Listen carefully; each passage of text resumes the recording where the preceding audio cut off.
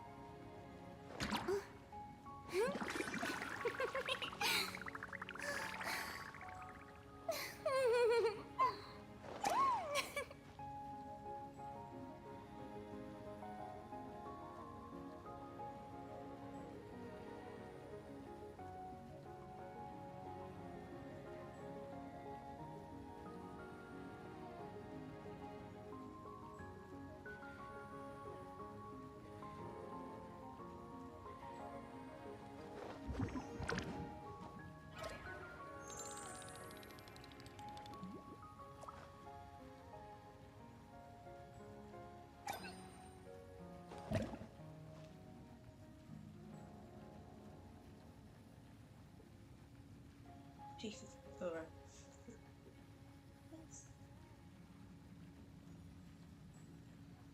Okay.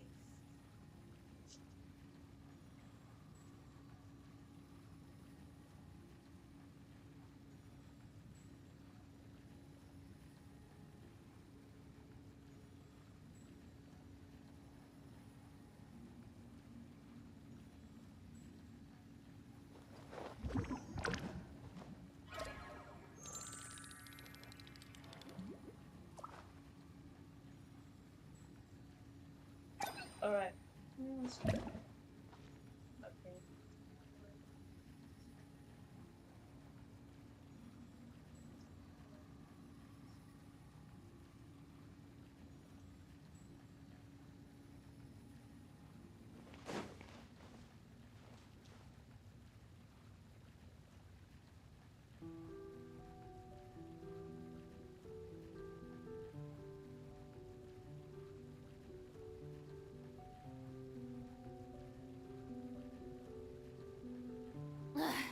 Boring! Isn't there anything else more interesting to do? Kill. Furina.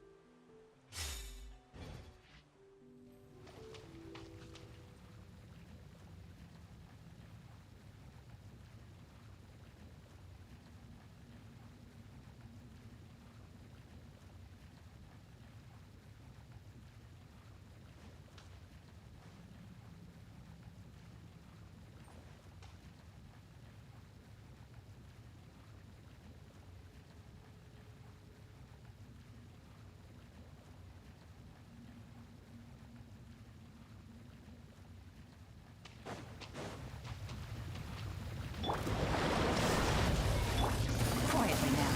Gotcha. The doctor will see you. Mind the side effects. Seems like an emergency.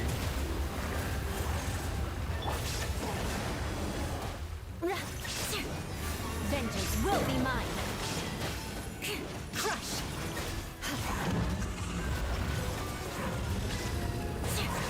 Rack and ruin.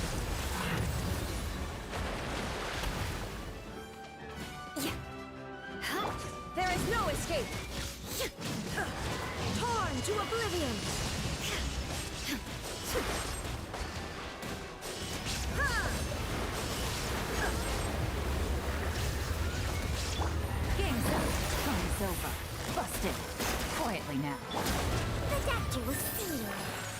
Bitter pill to swallow.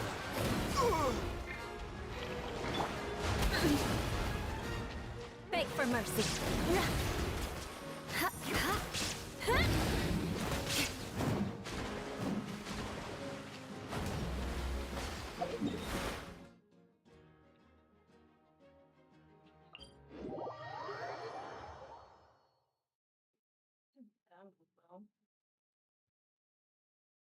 That went well. That's so bad. Okay.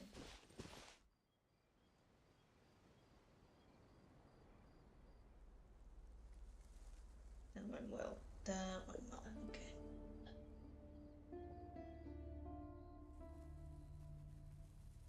Aristocratic etiquette is all just for show. Just smile and nod along. I was forced to learn all.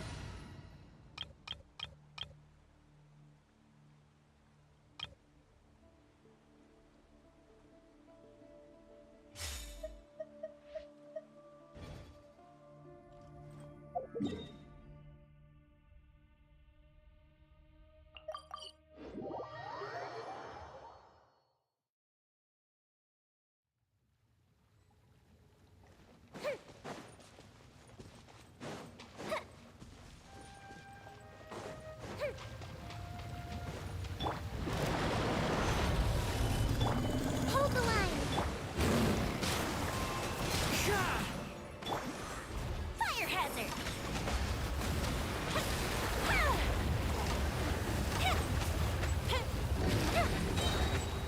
Uplifted reprise!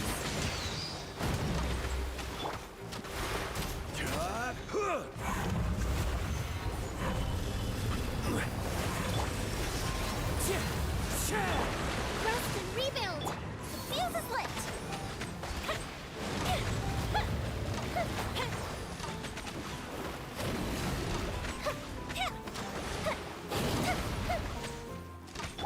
Order guide you. Stabilize. Hold the line! The wind knows me. Fire hazard!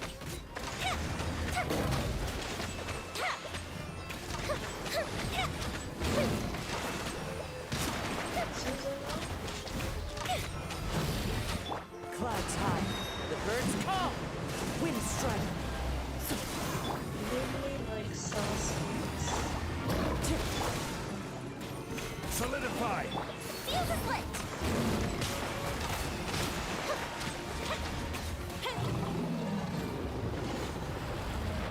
Seriously like Sasuke's move. The pointing.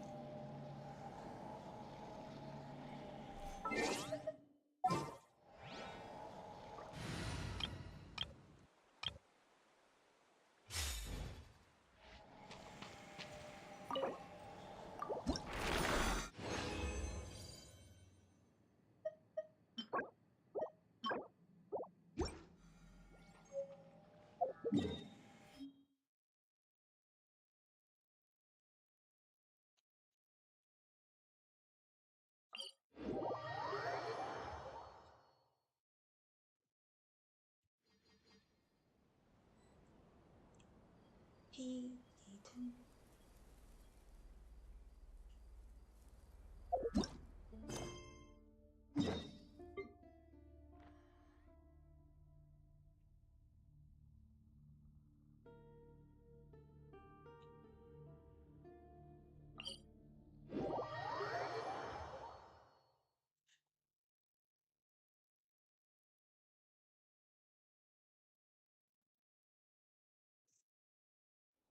Yeah, I started a late stream also because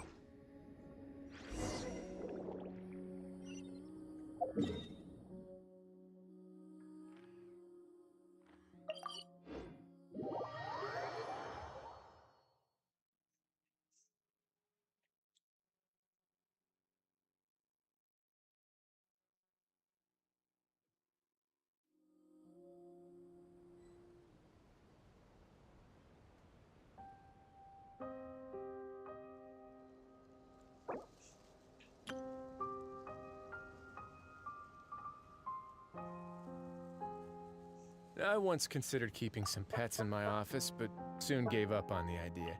It's just not right to keep small animals where they won't be able to see the sun.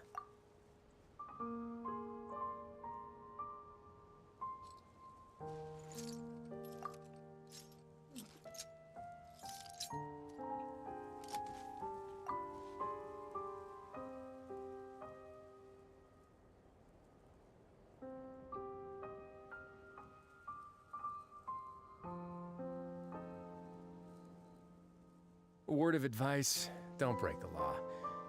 Huh. Is there anything else? Yeah, seriously, Hey, don't break the law.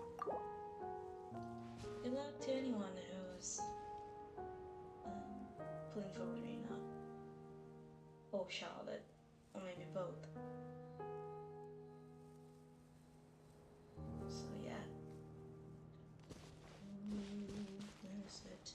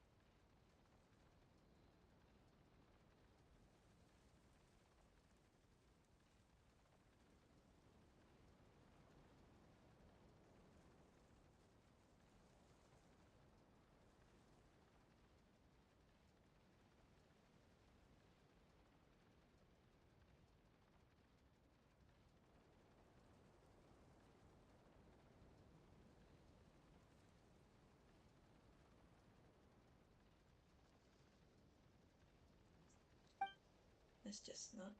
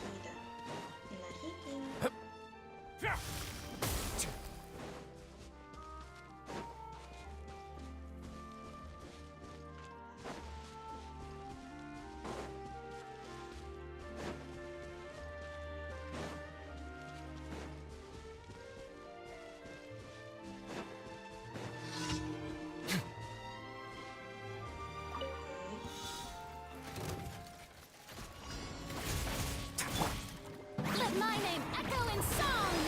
Shower me with rest and rebuild! Let's begin.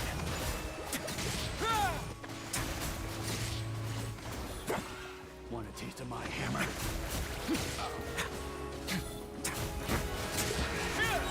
Good. Replace my hammer.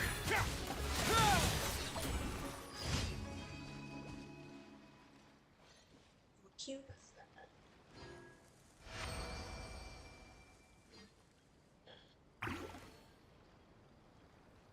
He's a little cute.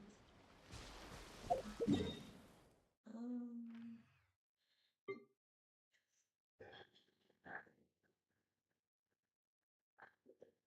Okay. Hmm.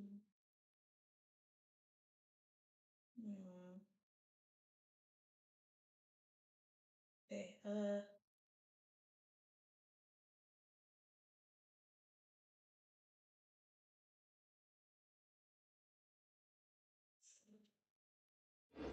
Where's the another one? Oh, no, it's here.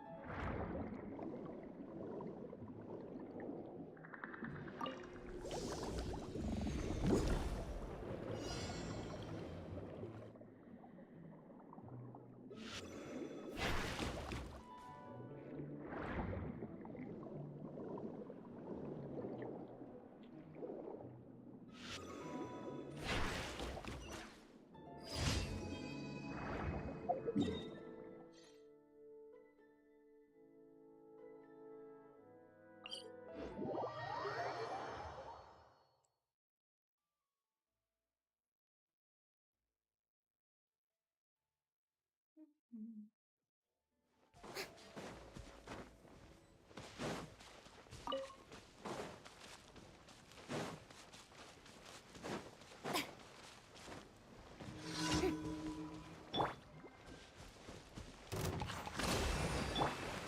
to shine!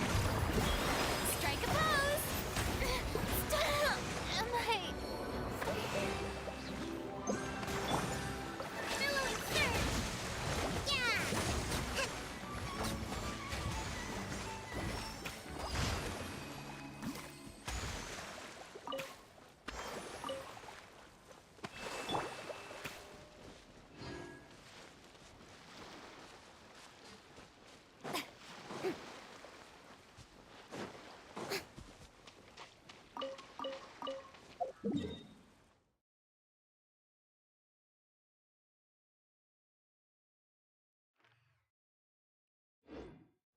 I'm with the weekly boss of this one.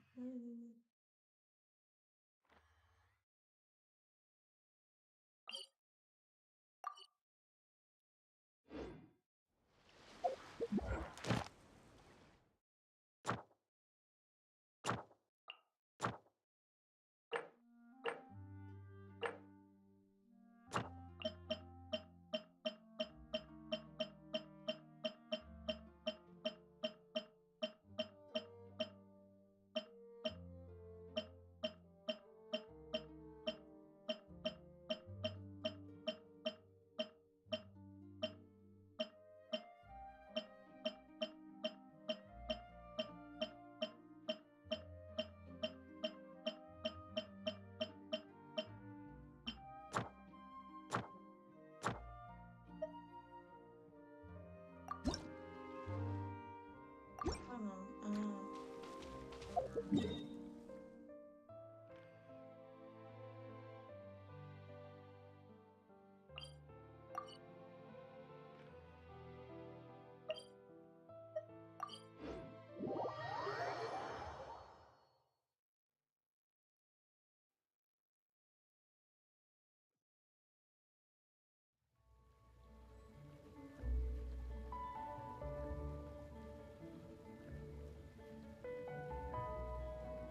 Tea parties are a must for the well-mannered. If you'd like to learn the proper etiquette, I'd be happy to teach you.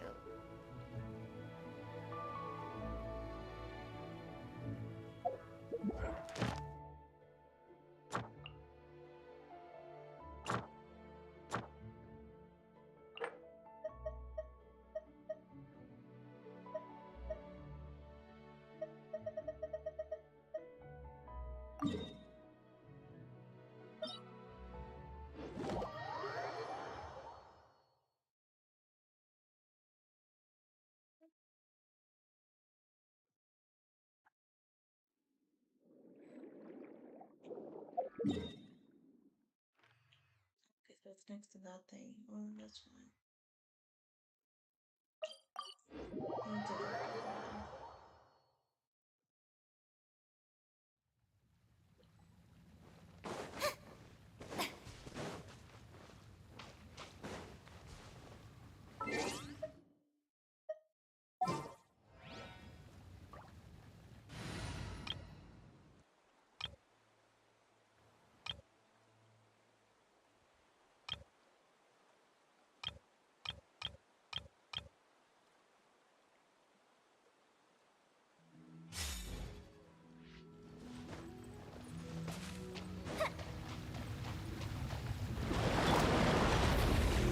Stabilize!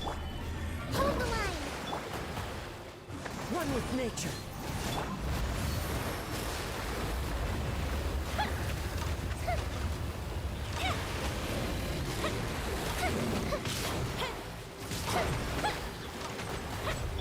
I will have order! Oh my god. Allow me! Into the wind. Fire hazard!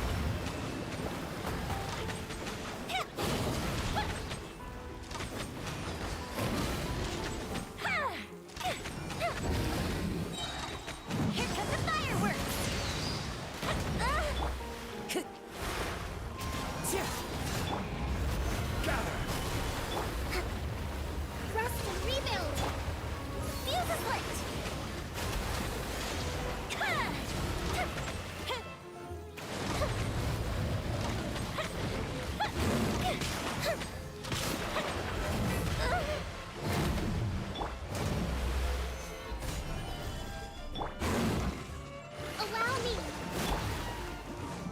nature.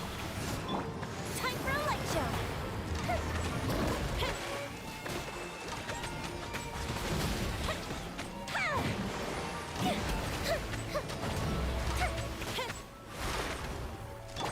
Fallen leaves, adorn my night! Rest and rebuild! Solidify! Fuse is lit!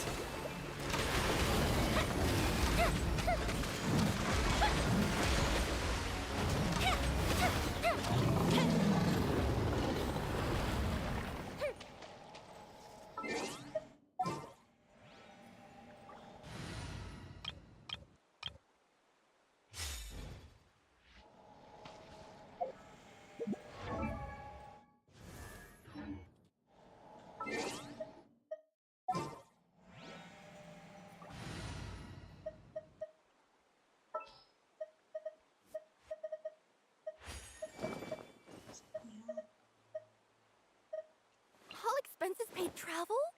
Count me in!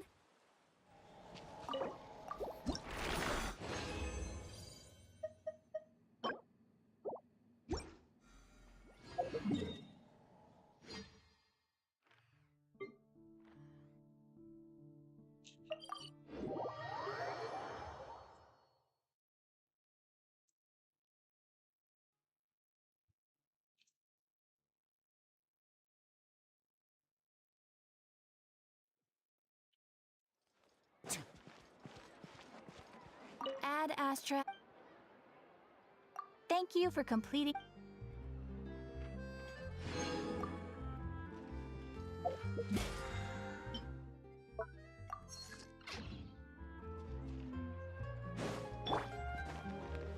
Ah. Allow me! Oh, The show begins! oh, that is actually so cool. I didn't see this.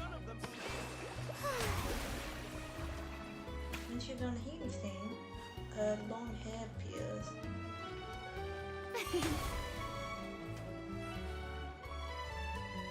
She doesn't have that little back thing.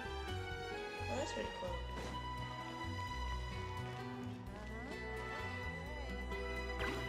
It's so cute. That is so cute.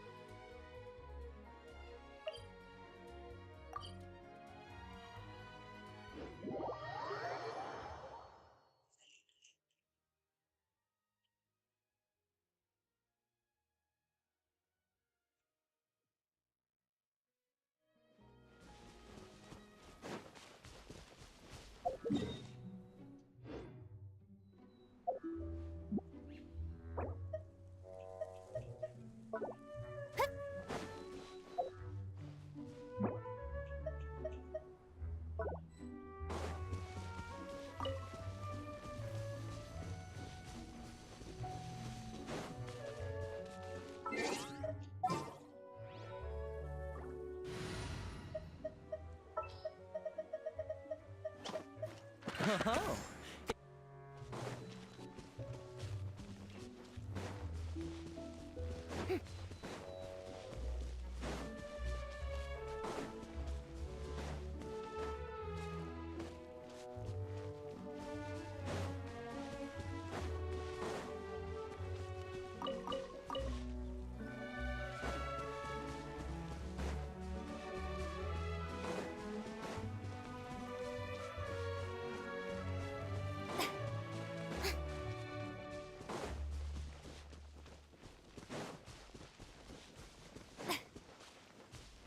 I've been waiting. On away now. Have a safe trip.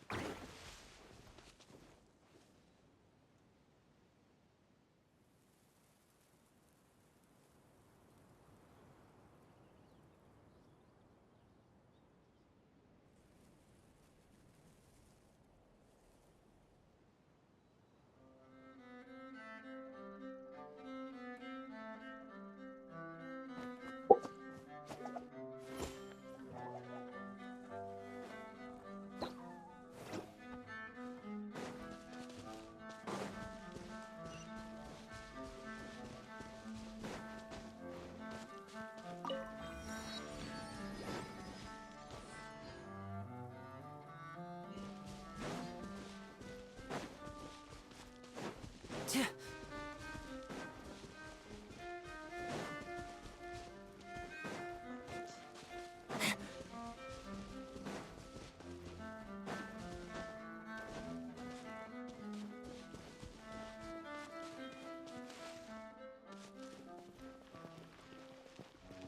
I miss this channel.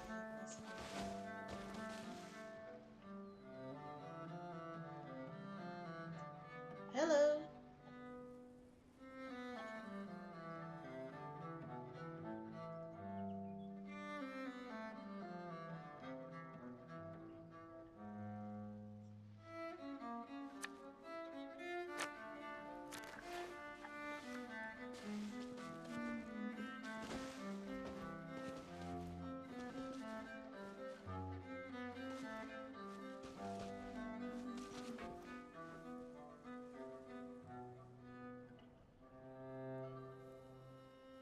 Thank you, and you too. Thanks for coming to the live stream. I wonder what my dear Damn sister bad. Lynette is doing right now. Missing me to death, I'm sure. Oh shit. Wait. What am I gonna do? Okay.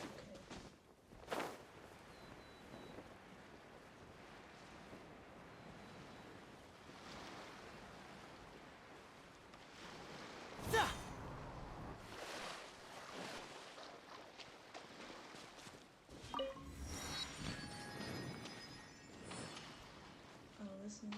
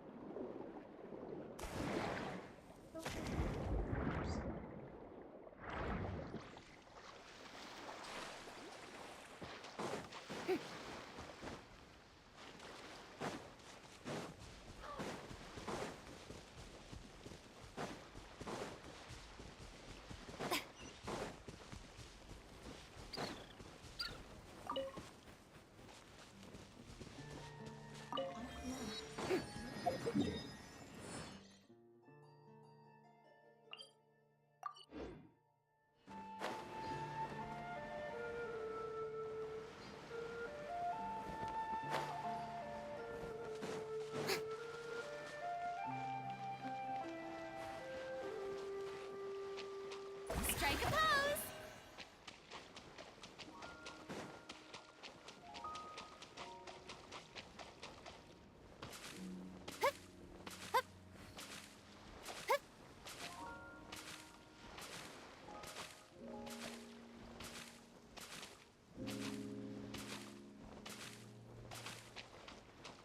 Ah.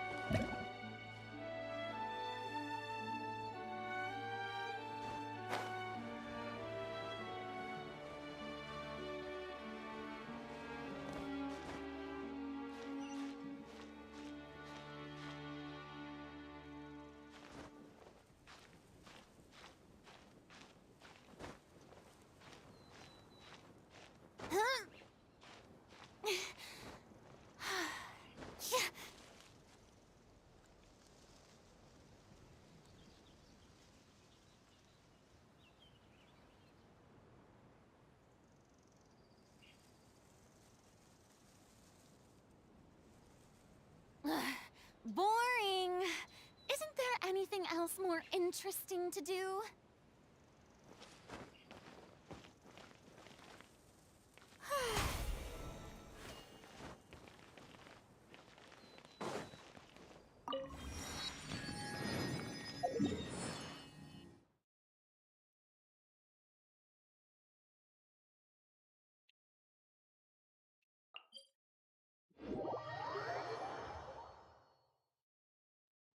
Whoops.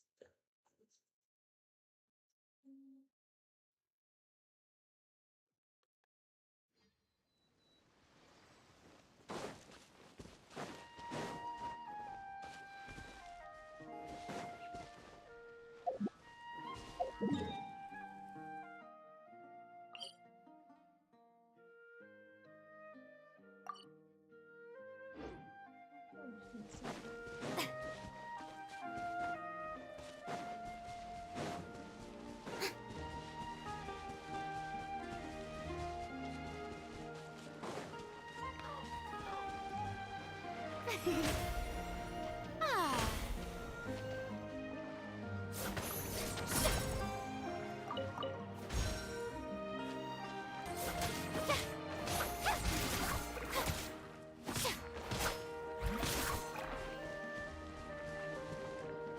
Shower me with praise! Now disappear! Hold the line! Let's begin.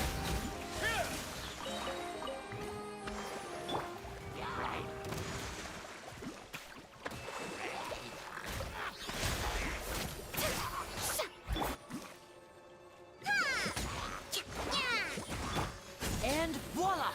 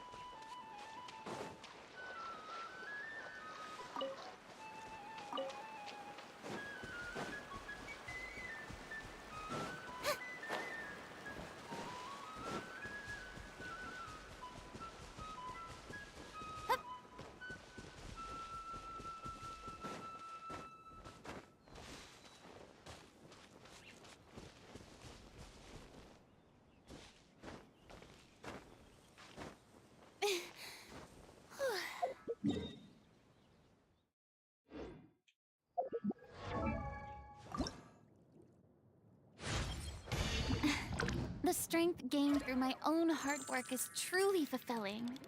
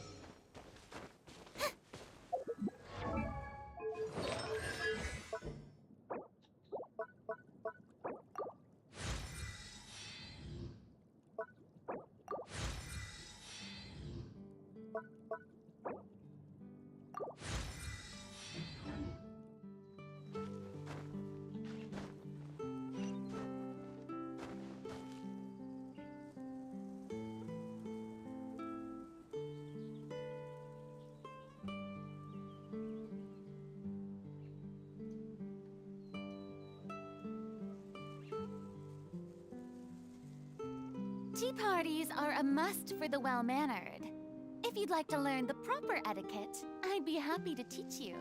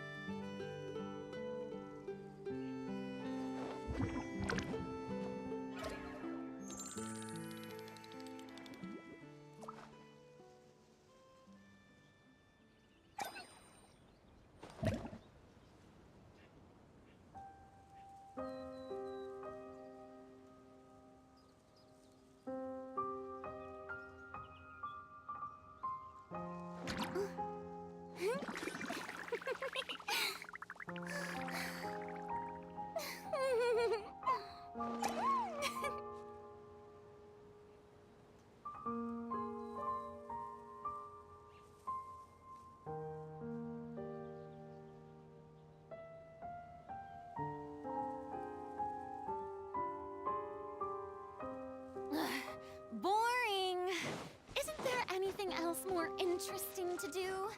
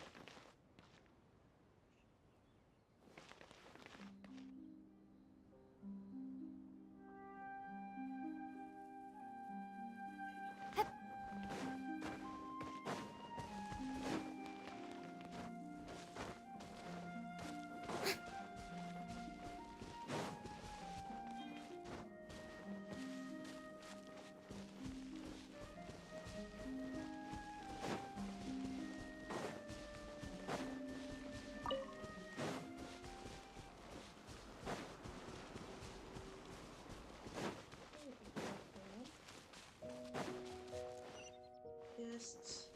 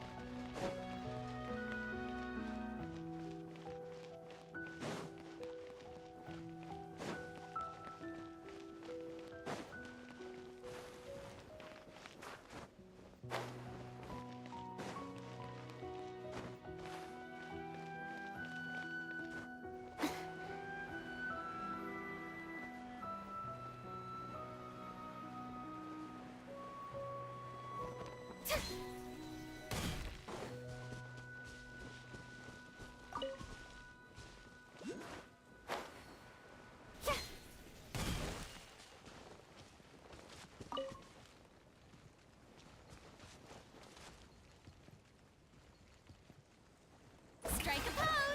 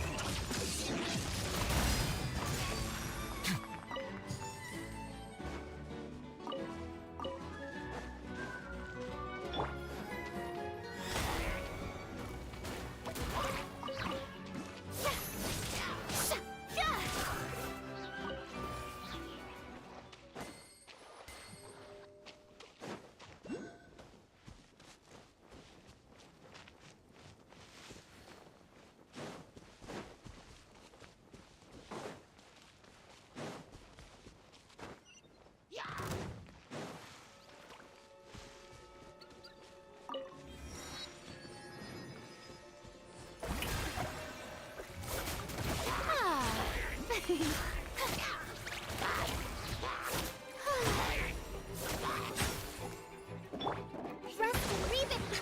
A brash maneuver!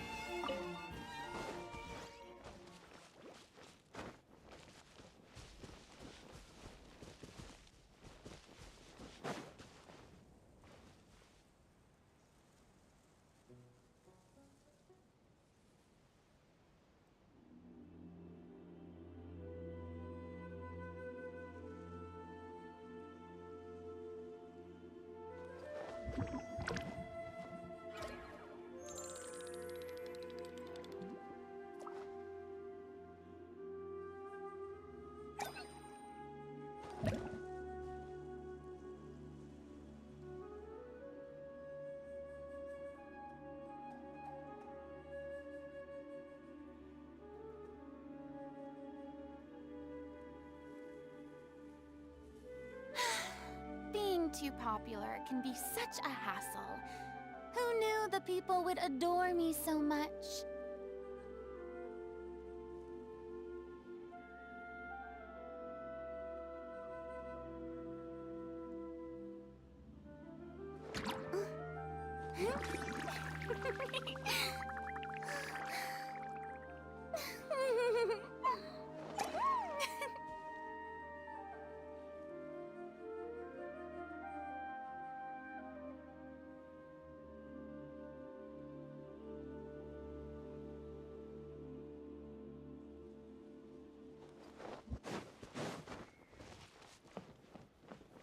The tea can wait.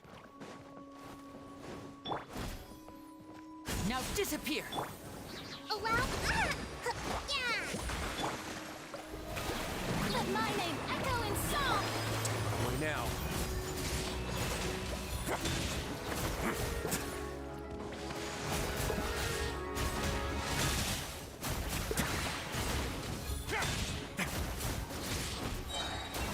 Have a safe trip. A moment, please. Away now. Oh, brilliant! And voila! Hold the line.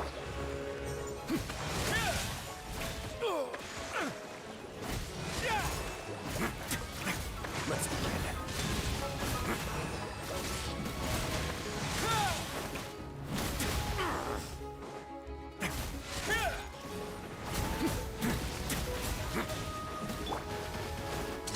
A round of applause!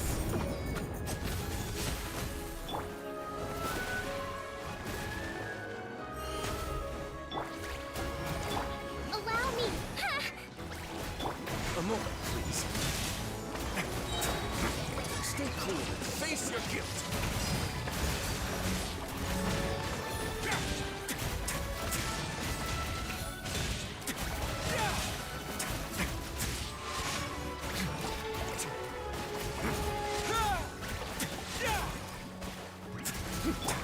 Let the world collide. Don't look at me. I do hope my tea hasn't gotten cold.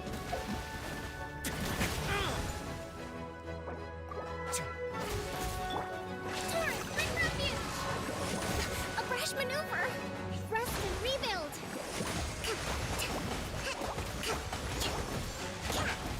Let's move out.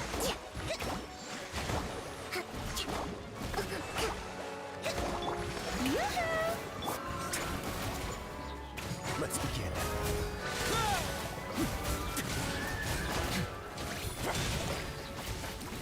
I have... No. I do hope my tea hasn't gotten cold.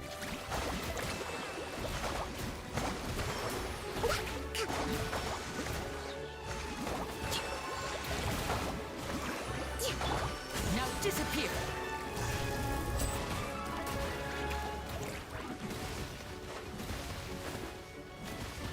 Darling it! I do hope my tea hasn't gotten cold.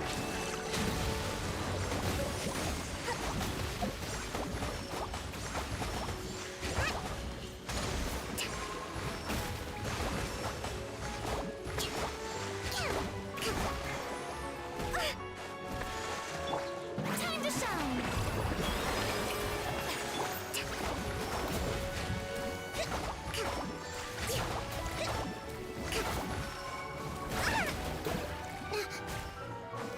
Rest and rebuild.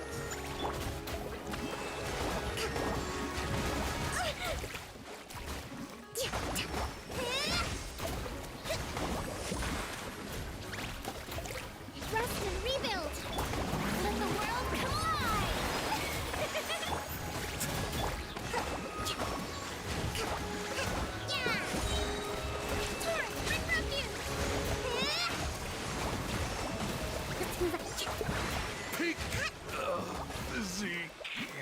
Oh my god, that was.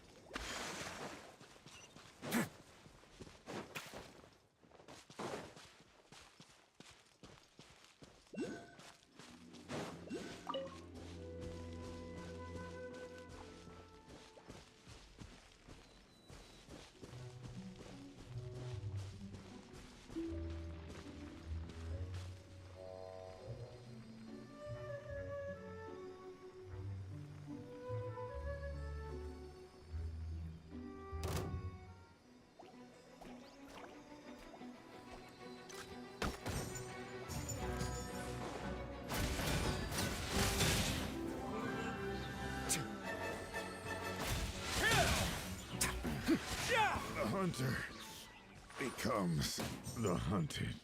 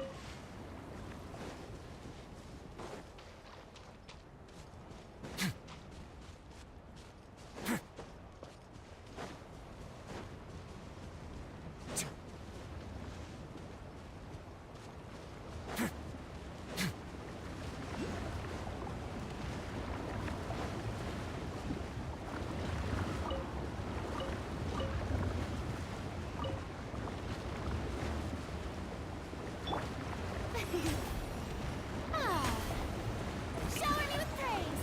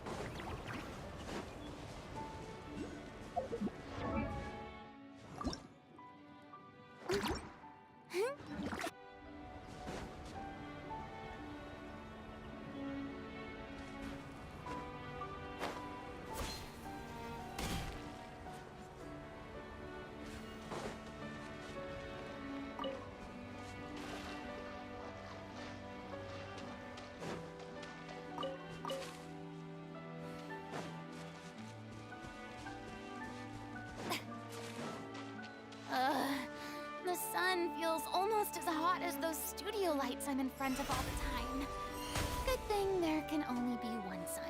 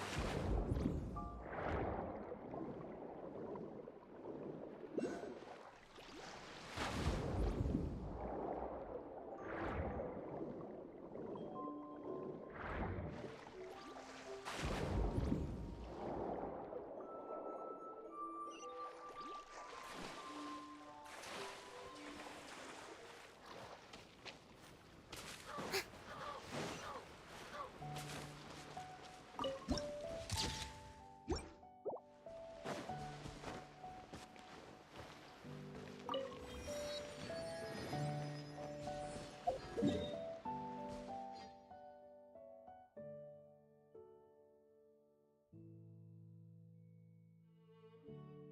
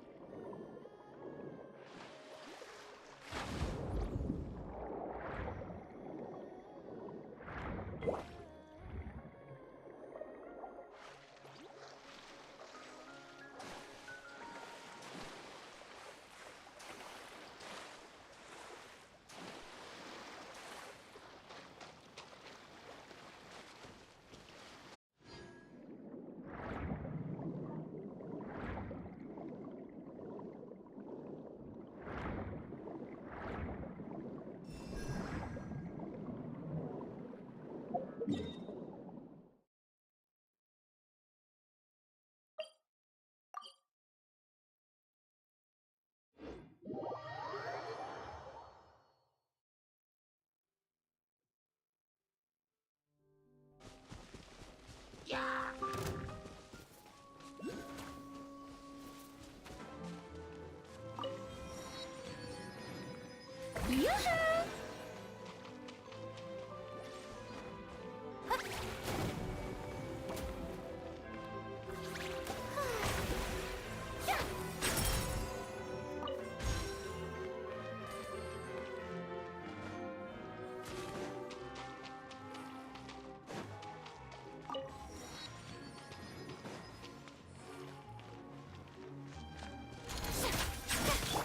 Hold the line!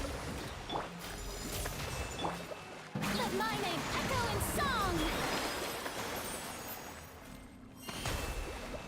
Shower me with praise! Have a seat. Let's begin.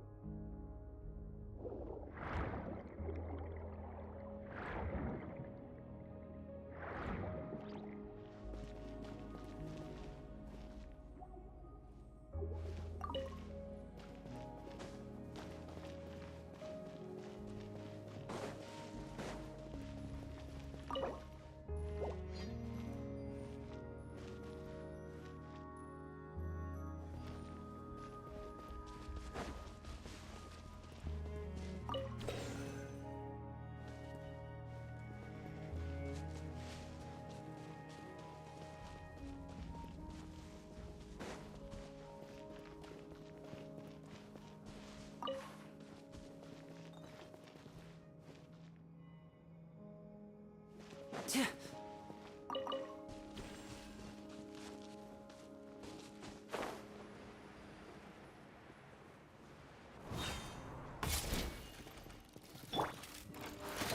me with praise! Rest and rebuild!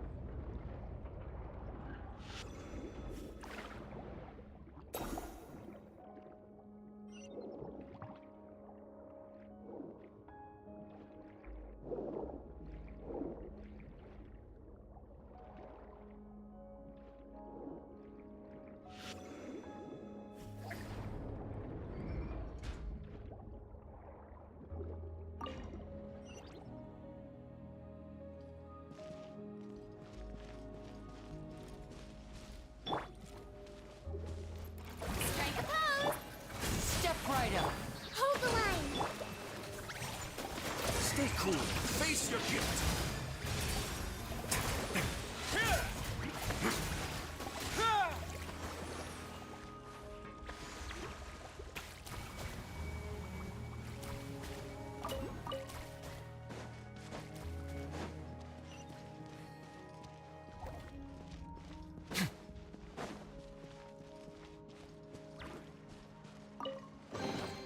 All unclaimed articles should be turned in.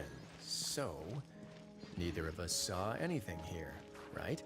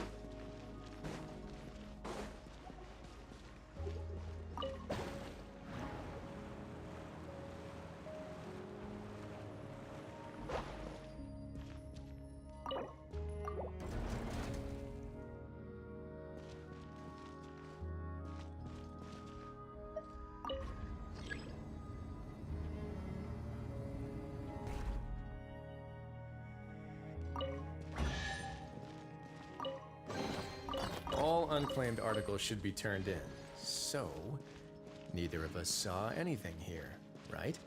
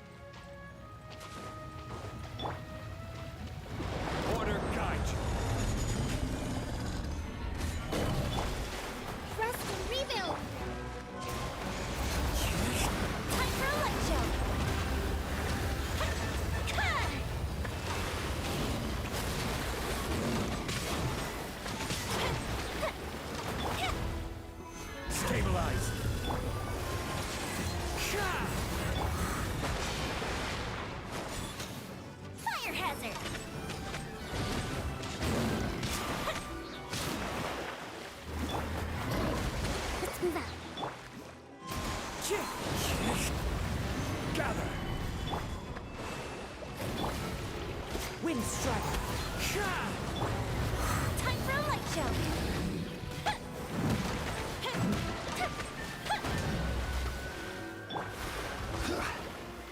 Solidify. As one with wind and cloud. Allow me. Fire hazard.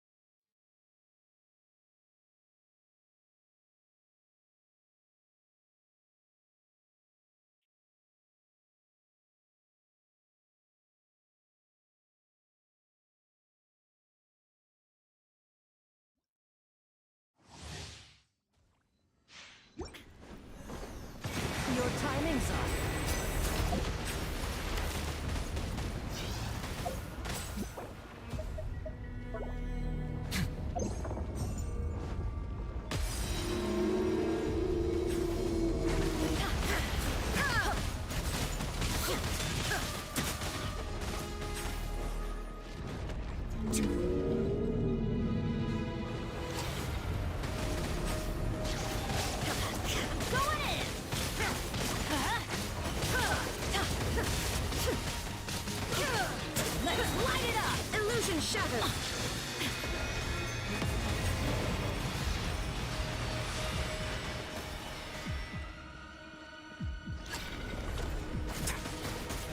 is no escape!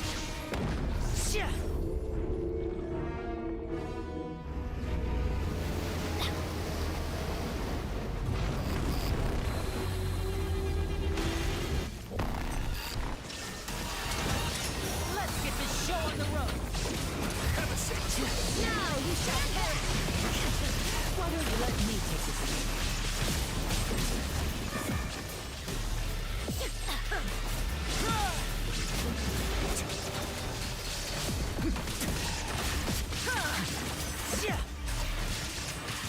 Inazuma shines eternal!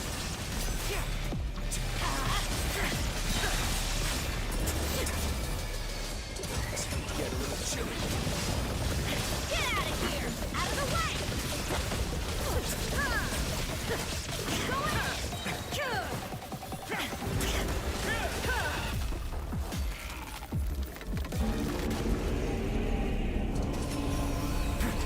Stay cool. Face your guilt. Everybody stand back! Let's light it up!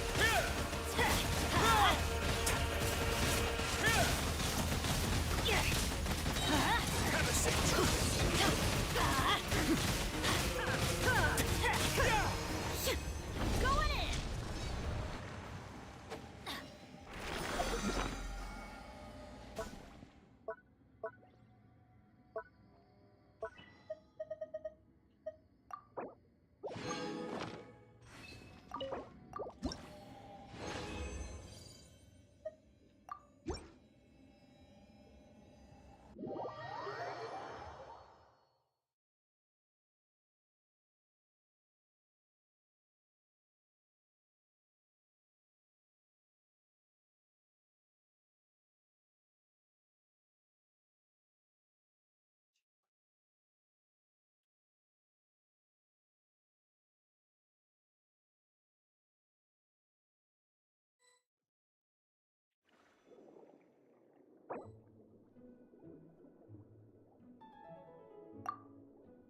Ja, inget till paj.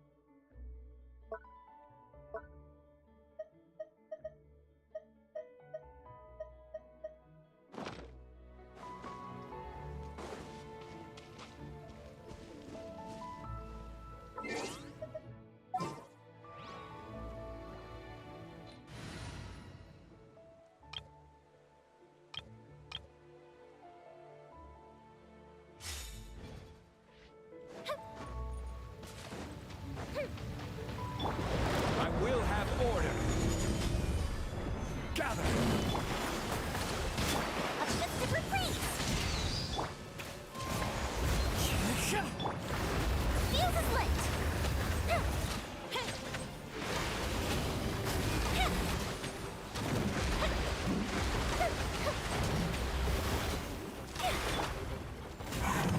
Solidify.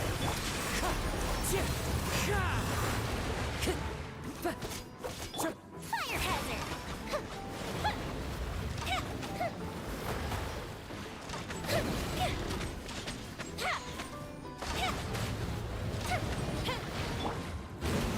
Stabilize. Hold the line!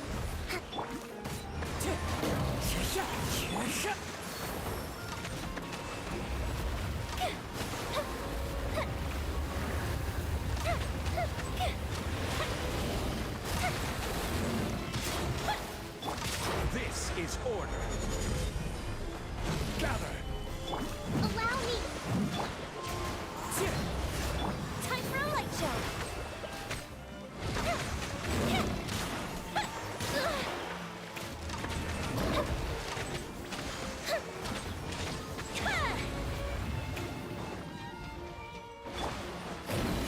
Wind Strider.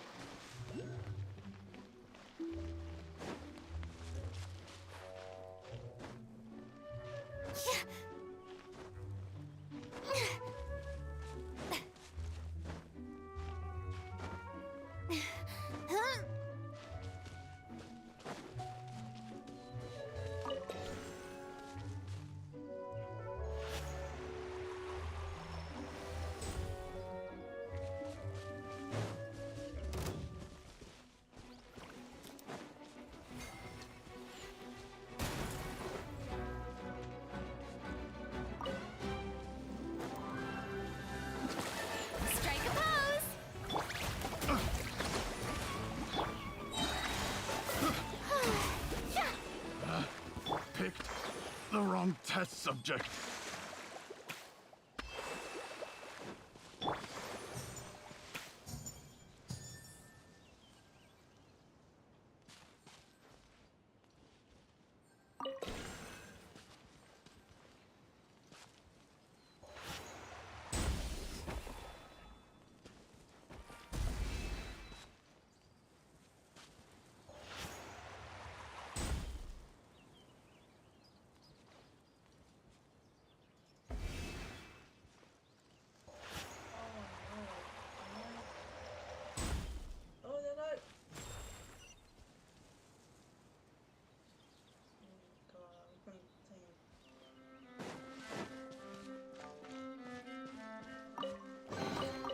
I'd take it if I were you. I'm sure it'll come in handy.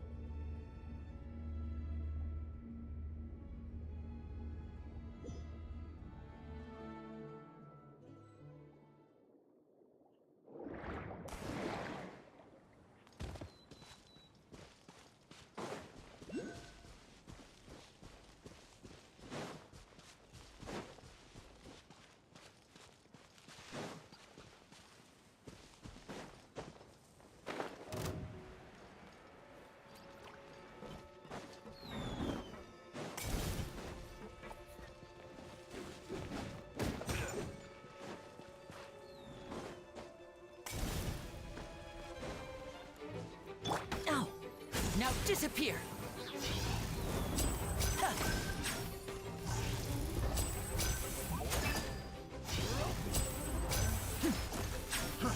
Try! Have a little taste! And voila! Wrong test subject.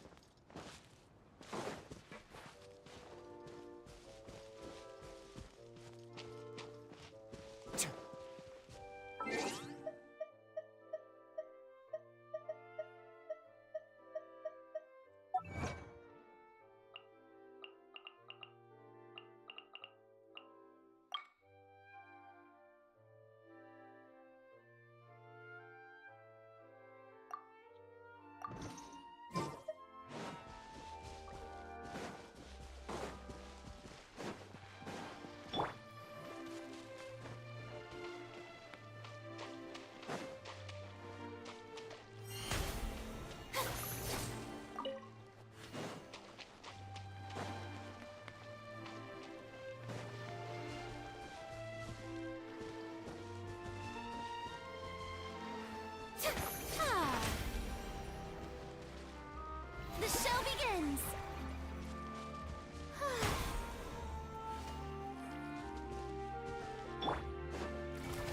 Hold the line!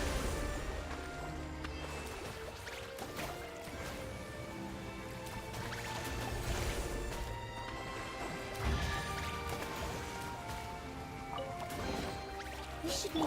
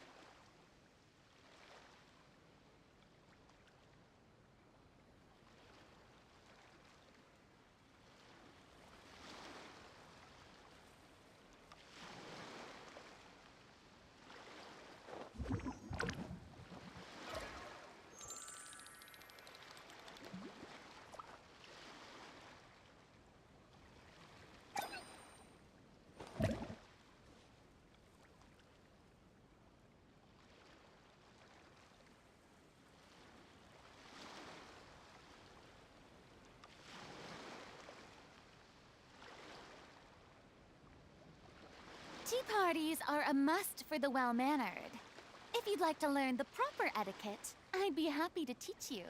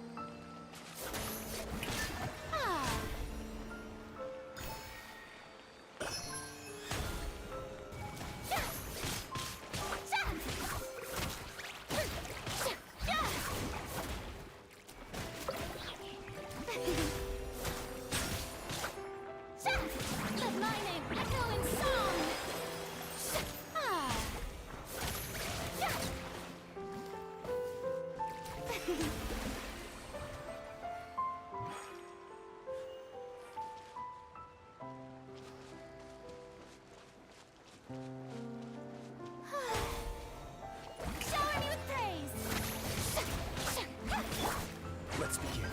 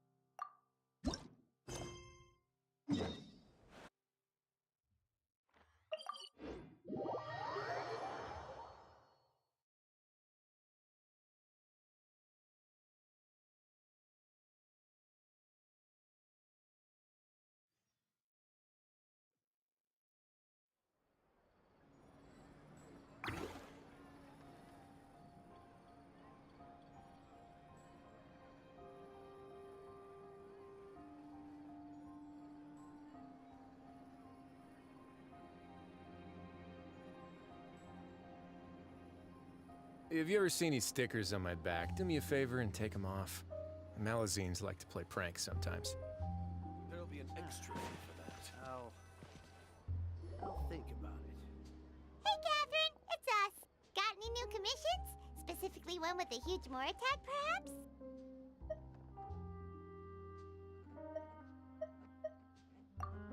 Paimon's just being enthusiastic. We're old friends now, she gets it. It's always a pleasure to see our two most avid adventurers again. Looking for the next challenge, I see.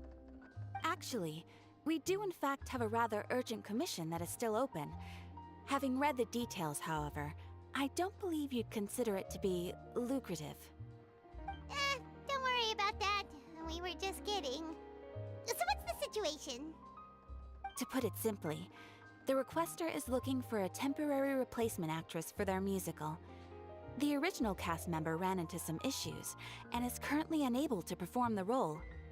But the troupe has also been experiencing some financial difficulties, so unfortunately they cannot afford to pay the replacement actress.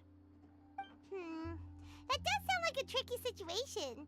So basically they're looking for a volunteer? That's right. Our adventurers reached out to many actresses, but none of them were willing to take the job. There are only a few days left until the performance. If they can't find someone in time, they'll probably have to postpone the show. And delays tend to create all sorts of new problems. Got it. Oh, this one's a doozy. What do you think, Traveler? Any ideas? Even if we took the commission, neither of us have any experience starring in musicals. If you're interested in helping, why not start by having a chat with the requester? He's right over there. Maybe you can't fill the role yourselves, but you might be able to help him figure out another solution. Maybe there's something he hasn't thought of. Oh, it's that guy, huh? No wonder, he looks like he just ate a sour lemon. Paimon approves, let's go!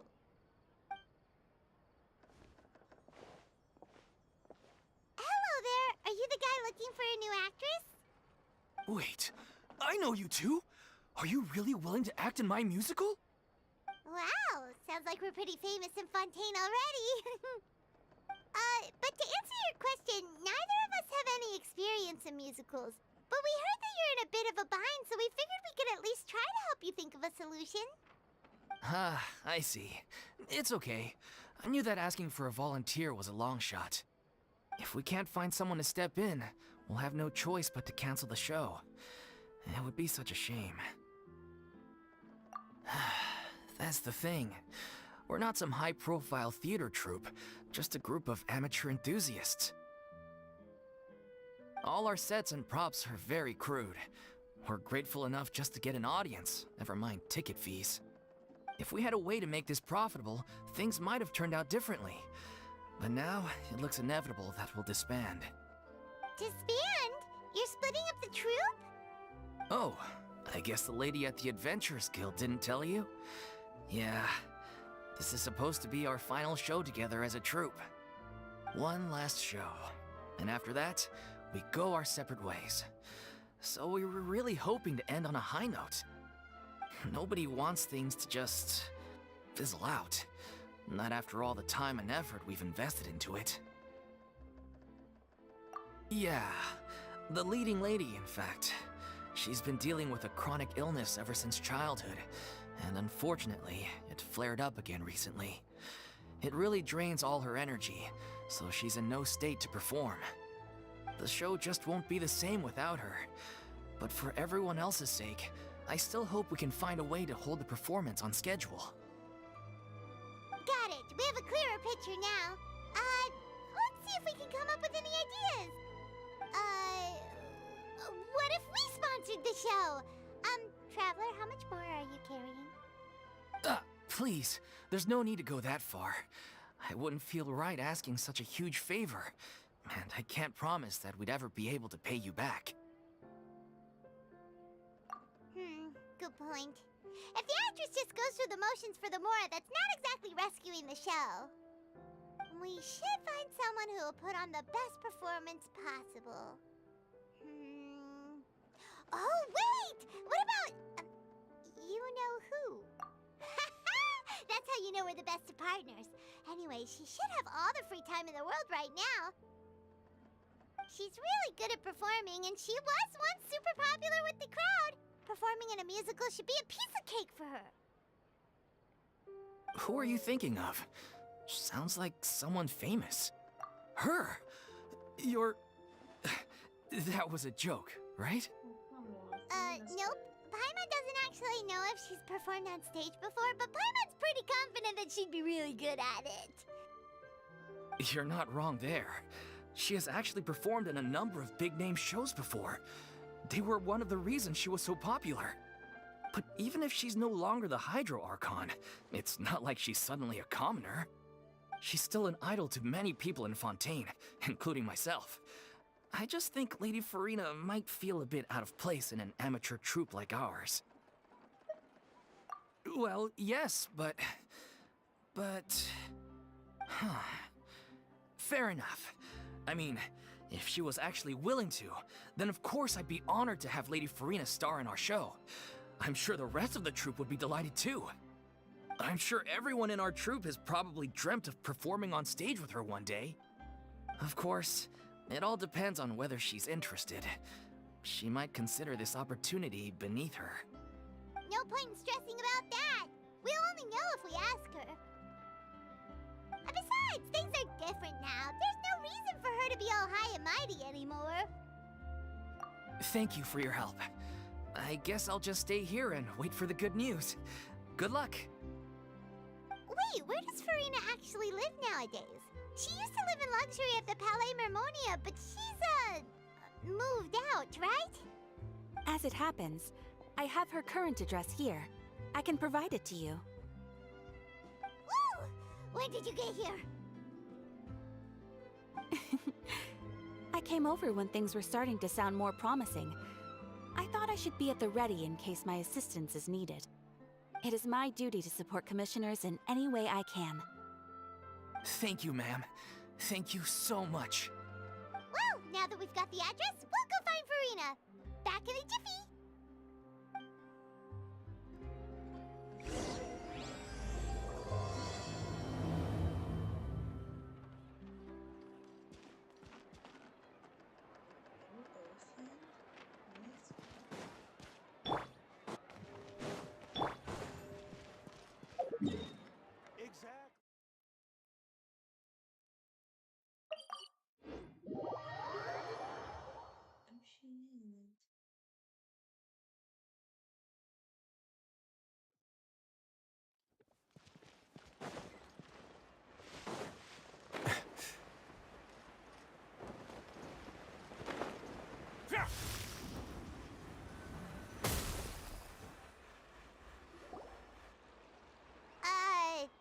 Did Catherine really give us the right address? She lives here? Not that there's anything wrong with this place. It's just, a bit of a step down from the Palais Mermonia. You know, it's common courtesy to make sure the homeowner isn't an earshot when you're denigrating their abode. Ah! Okay, when did Poppy Got a Thin Air become all the rage? First Catherine and now you? I was just out on a shopping trip. I ran out of macaroni, so I went to grab a few more bags.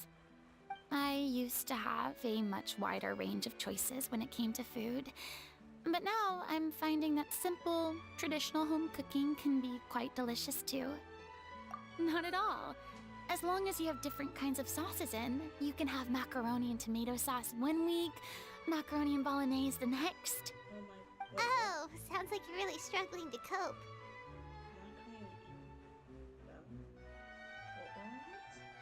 What?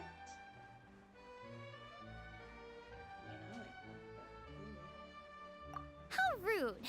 Questioning my cooking skills. The audacity! It's not like I have a very eventful life these days. Actually, I barely leave the house. So I don't see how it's unusual that my meals are a little simpler now too. Besides, I'm sure I could master dishes like la lettre faucilor or blubber profiteroles in no time, if I felt so inclined. Ah, there it is. You don't know how to cook. Not yet, maybe, but... Anyway, what are you even doing here? I do hope you didn't come here just to ogle at my fall from grace. Let me first be clear that I'm not taking guests at this time. So if you're just here to clown around, then please be on your way. Shoot! Sorry! We're sorry! Please don't be mad!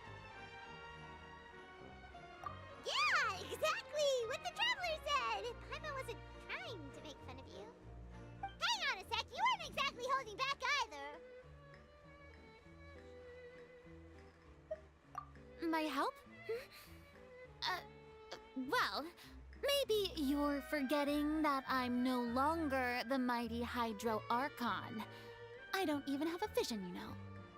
Don't worry, it's nothing that serious. It's just very specific, and you're the one with the power to help. Oh? Well, if that's the case, then fine. I'll spare you the lecture about your attitude just now. So tell me, what specifically makes this matter so specific?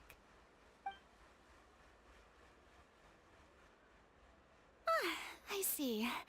I knew you couldn't have come all this way just to amuse yourselves at my expense. After all, I was once the brightest star in all of Fontaine, well versed in all the various performing arts. A mere musical is well within my capabilities. But given the present circumstances, I'm afraid I must regretfully decline your casting request. How come? It sounds like this would be a breeze for you. True, but I have made a decision to retire from the stage. Although I am no longer required to play the role of the Hydro Archon, the time I spent inhabiting that character has left an indelible mark on me. Centuries of pretending to be a different person changes you completely. I'm not the same person I once was. Of course, that can't be undone now. It's too late, and I have no intention of reinventing myself all over again. But at least I can say that I no longer desire to play any new roles. Paimon can understand, but this is just a one-off part to fill in for someone who's sick. Surely that's okay. Whether it's a one-off or not, it's a boundary that I've committed to no longer cross. If I make an exception to the rule now, I'm just leaving a back door for myself, which would be the same as not having a boundary in the first place. So I'm not going to perform, and that is that. Okay, guess there's no convincing you. Well, is there anything else we can do to help out the troupe? Otherwise, they'll just have to disband without any fanfare. Do you know any other actors who might be interested in the role? Nope. Short and to the point, okay. I've never been great at maintaining relationships. Besides, anyone I've ever worked with probably couldn't wait to get rid of me. Since I'm just an ordinary person now, they'll probably just laugh in my face if I go asking them for help. True, but I mean, could you even blame them? I show up out of the blue, begging and groveling for their help with a show they won't even get paid for? Ooh, no way. I'm dying from embarrassment just thinking about it. Nope, not happening. Well, is there anything else we can do? This performance really means a lot to the guy we're working for. Have I not made myself clear? You're barking up the wrong tree. I don't want this job, nor do I know of anyone else who would. Sorry. I didn't mean for that to sound so harsh. I wish I could help, really. But if I thought I had the answer to this problem, I would have said so by now. It's all right, Furina. Paimon just wanted to make sure we tried everything. Oh, everyone in the troupe will be so disappointed.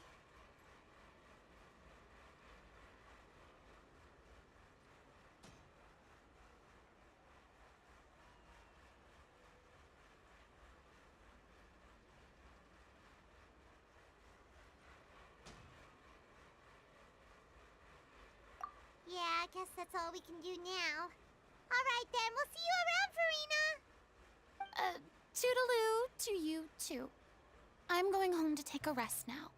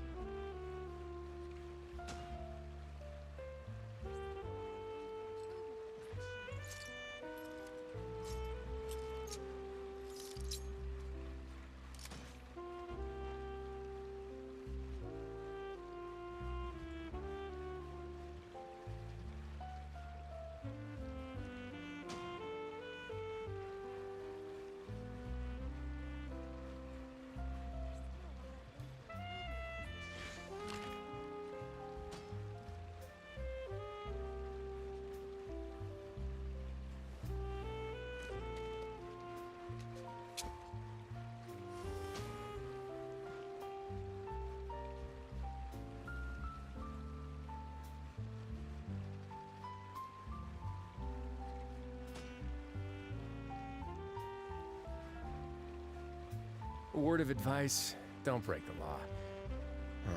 Is there anything else? Yeah, seriously, don't break the law.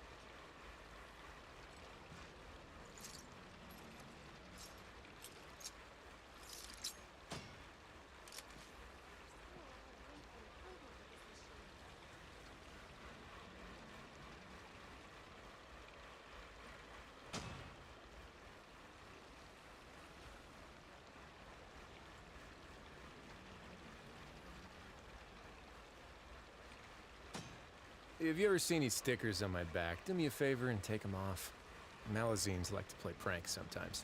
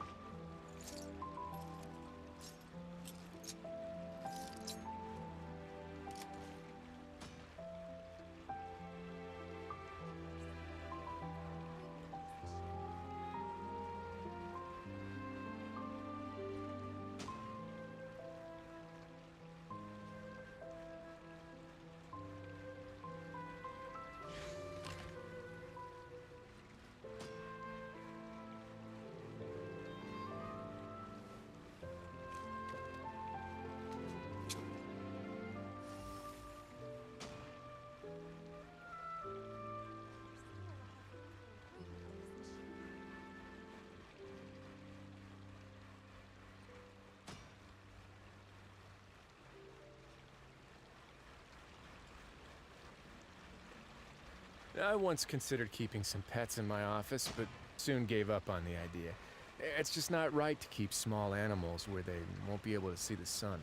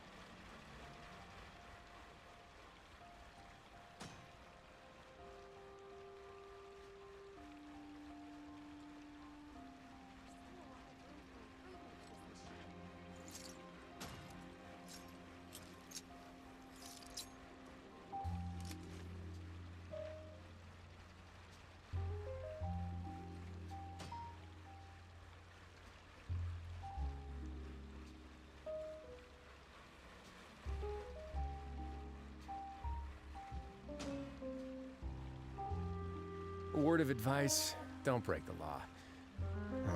Is there anything else? Yeah, seriously, don't break the law.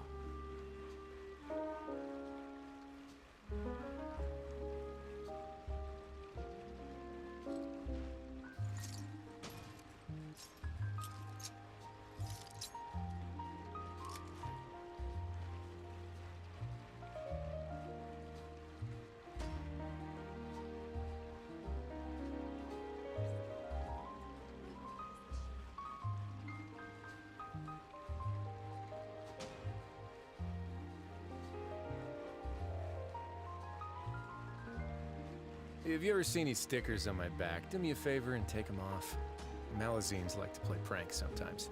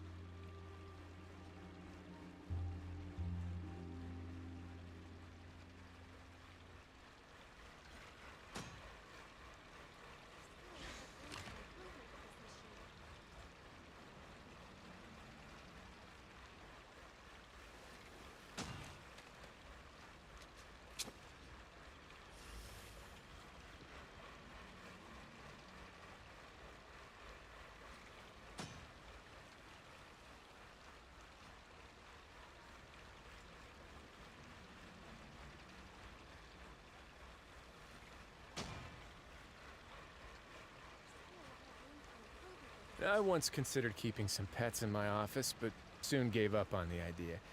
It's just not right to keep small animals where they won't be able to see the sun.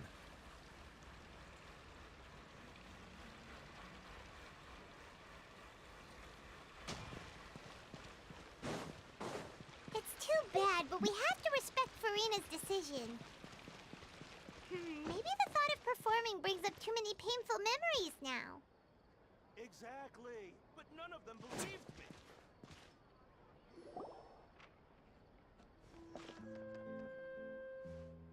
Huh?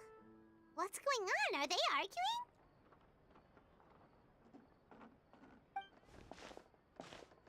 That's besides the point. I'll ask you again. Why did you start looking for a replacement without my consent? When did I tell you I'm going to take a step back? You didn't need to say it. We've known each other for how long now? We know the signs. But you never tell us about your illness, even when it's clearly flaring up. And that gives you the right to make a decision on my behalf? Shortly after you left, the troupe's lead actress came to the Adventurers Guild. She believes that she's healthy enough to perform. Excuse me, but can you both take a moment to discuss something else for now? The adventurer assigned to your commission has returned. Sorry, I was just dealing with a little misunderstanding. So, how did your conversation with Furina go? Sadly, it's a no from her. We tried to persuade her, but she wasn't having it. She doesn't want to play the role for personal reasons. I see. Well, circumstances have changed a little, so maybe that's not such bad news after all. You see, our leading lady has just informed me that she's well enough to make it to the show after all. Staging the musical with the full original cast was always the dream, of course. Oh, right! Sounds like everything worked itself out then.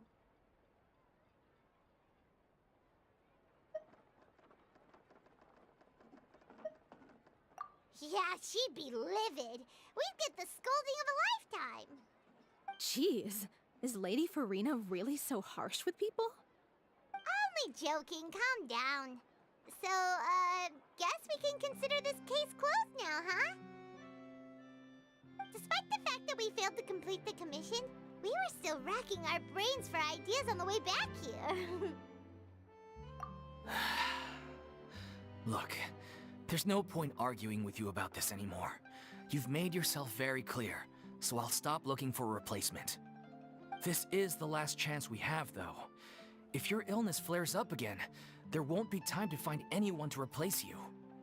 So, are you absolutely sure you'll be able to handle it? The whole team is putting everything they have into this final performance. We have to make sure it goes ahead. Yes, I'm completely confident. I've been taking a new medication from the doctor, and it's working brilliantly. I'll definitely be able to tough it out until the performance day. I share everyone's desire to commemorate all our years as a troupe with a proper farewell show. So the last thing I want is to be left out. Every one of us thinks of this troupe as their home, myself included. You're right. I'm sorry. I let myself get too worried about the show. I should have asked for your permission first. All's well that ends well. Sounds like the show will go on.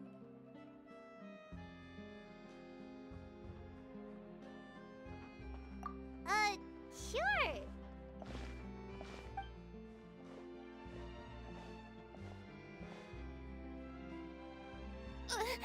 Hey, how did you...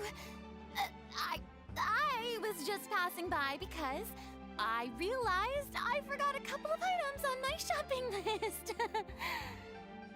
All right, I'm coming. No need to drag me.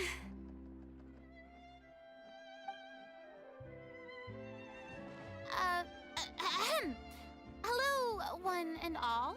I couldn't help but overhear your conversation just now. Furina? Didn't you say you were gonna take a rest at home? What are you doing here? I was just ever so slightly concerned about the situation you mentioned. Yes, a teensy bit concerned, that's all. When you came to talk with me earlier, I jumped right to explaining my position and said some strongly worded things. And all before I even had a full grasp of the situation. Anyway, I just feel a bit bad about how it went down. I'm sorry, Paimon. Oh, it's totally fine. Paimon didn't take any of that personally.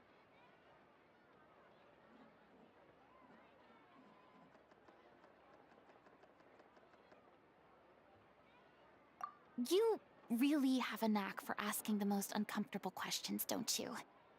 I felt very sheepish, having had a change of heart after flatly refusing you. And then, to make matters worse, you caught me. But in any case, it sounds like the issue has already been resolved. Yeah. When they said they were gonna ask for your help, I almost had a heart attack. I mean, how could we be worthy of having Lady Furina star in our show? There's no need to think like that, and no need to keep addressing me as Lady. Just Furina is fine. I was wondering, if this troupe is so important to all of you, why does it have to disband? If the difficulties are purely financial, then there must be a solution. You could put the shows on pause while you look for a sponsor, for instance. Everyone seems so devoted to the troupe. I'm sure if you keep chipping away, you'll find a way through. We all want to believe that, but some things are just beyond our control. Everything's been going downhill ever since we lost our director.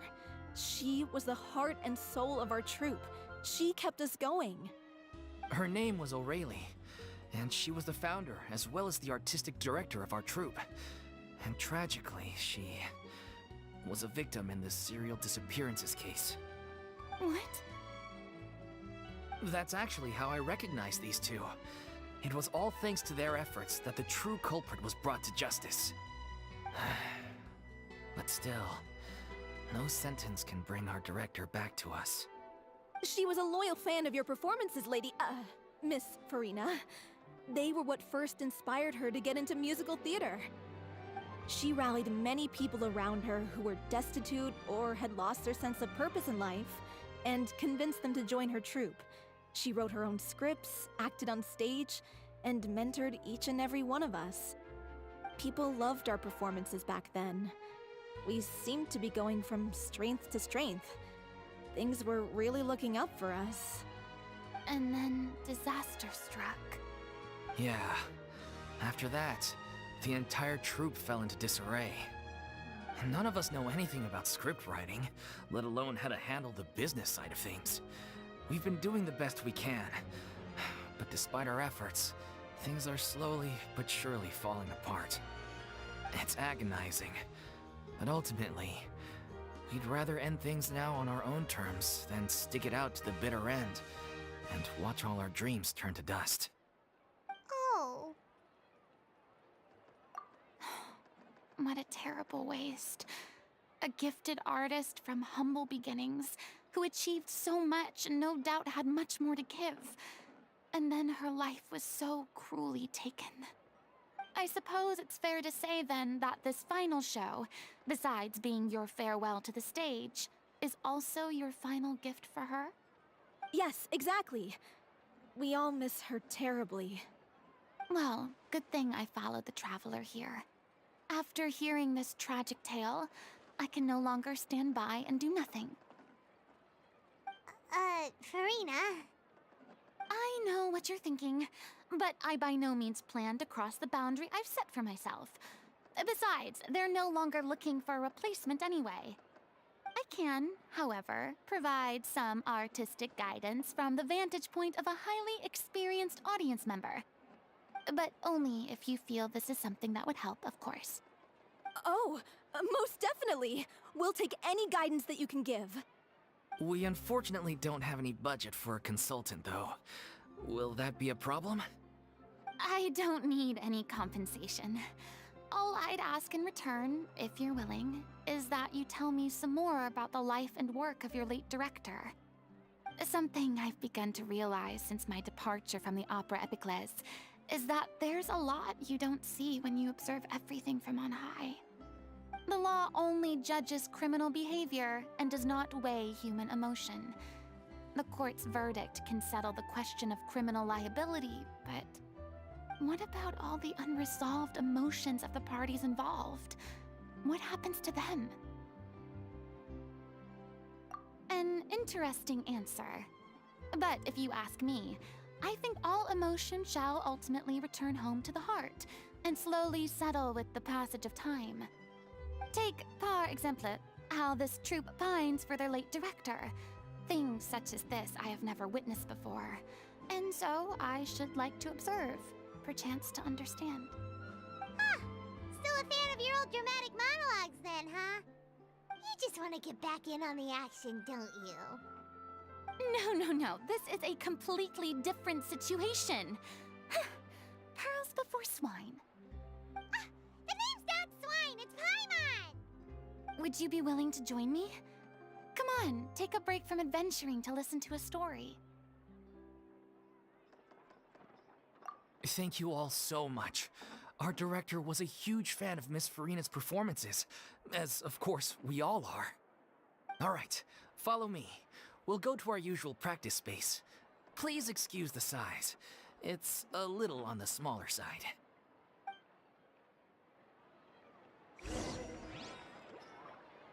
There'll be extra fee for that.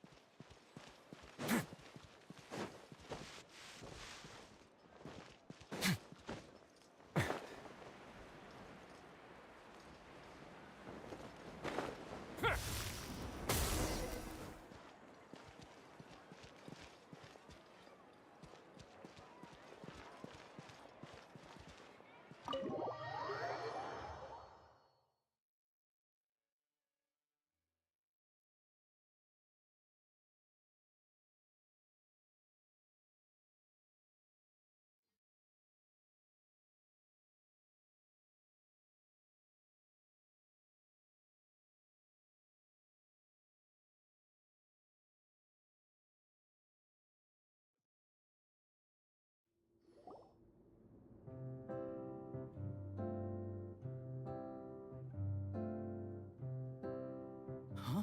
Lady Furina? What's Lady Furina doing here? Hello all. Allow me to explain. As of today, Miss Furina will be supporting our production of The Little Oceanid in the role of artistic consultant. These two over here are the ones that made it possible. They kindly reached out to Miss Furina on our behalf. I'm sure they need no introduction. You bet! That was the trial of the century! You helped bring our director's murderer to justice. We can't thank you enough. Oh, please don't mention it. We're just here to join in on the fun. So, you were saying, The Little Oceanid? Yeah, that's the name of our final show. It's an unfinished script left behind by our director. One of our greatest regrets is that she never got to complete it. So, if we can bring it to the stage and make it a successful show, we can all take some solace in that. Wait, but if it's not finished, then... Yeah, we've been battling issues on every front trying to realize this dream. Anyway, let me give you a quick summary of what the story's all about. The protagonist of the story is a young Oceanid who transforms herself into human form, despite the protests of her family. She longed to live just like any other human, and sure enough, she found friendship and even love. Everything seemed perfect. But one day, her true identity was exposed, and her world came crashing down around her. So far, so good. A classic tale. What happened after that? That's one of the issues we've been trying to deal with. Unfortunately, this was as far as the director got with her script. We need a proper ending so we can bring this musical to the stage, but people have different opinions on which direction to take it in. We still haven't decided between a happy ending or a true-to-life tragedy. By true to life, you mean the director's sudden disappearance? Yeah, like they say, truth is stranger than fiction. But then there's the question of whether we really want to use the stage to pass our raw pain onto the audience. Exactly. A lot of the time, people come to watch a show just hoping for some light entertainment. We have to consider their emotional stake in this, not just our own. And one last thing. We're still waiting on confirmation from two of the actors. The first is Paulo, who plays the protagonist's lover. He's locked himself away to focus on writing an ending for the script, but the deadline's passed and we still haven't heard from him. The other is Villemont, who plays the main antagonist. He took the director's death pretty hard. Hasn't set foot in the city since. He did write to us, promising that he'll be there for the final performance, but we haven't seen or heard from him since. So we're not really sure what to make of that. Huh. Although, now that we have Miss Furina helping us, maybe we should take the opportunity to get everyone back together. What opportunity? What do you mean? Maybe you're unaware, but your name has always been like a rallying cry for us. Our director was constantly singing your praises. All of us look up to you as a role model. Oh, stop! You're making me all flustered. Although, not in a bad way. I suspect the reason they're dragging their feet is that they have their doubts about whether the show will really go ahead, considering all the issues you've been facing. But one by one, all the obstacles are being removed. Now is the time to rally the troops. Makes sense. Okay, priority number 1, let's check in with Paulo and see where he's at with the ending. He went back to Poisson a few days ago, said that staying in a friend's home might help him to relax and escape the feeling of isolation. I thought the last thing his friend would want right now would be to take visitors, given that Poisson was flooded not too long ago. But I guess it's the opposite. A friend in need and all that. Yeah, maybe he could use some company. Poisson.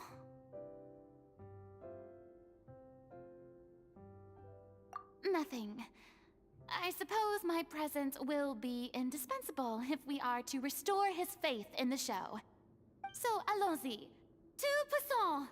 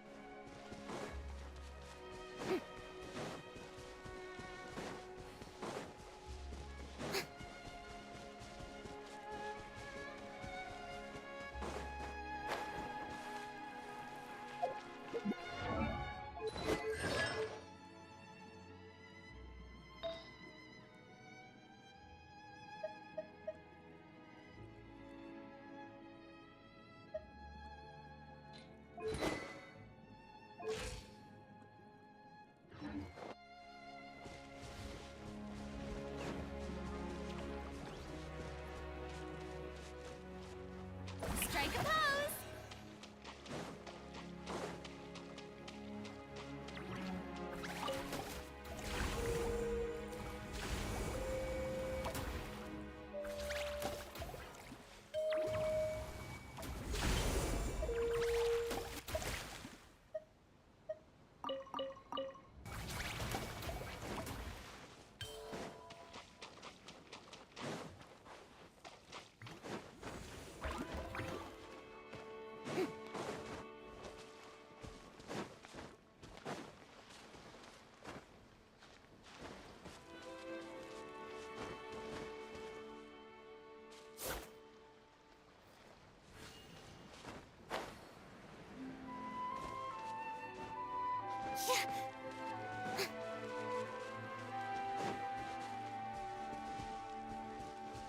Yep.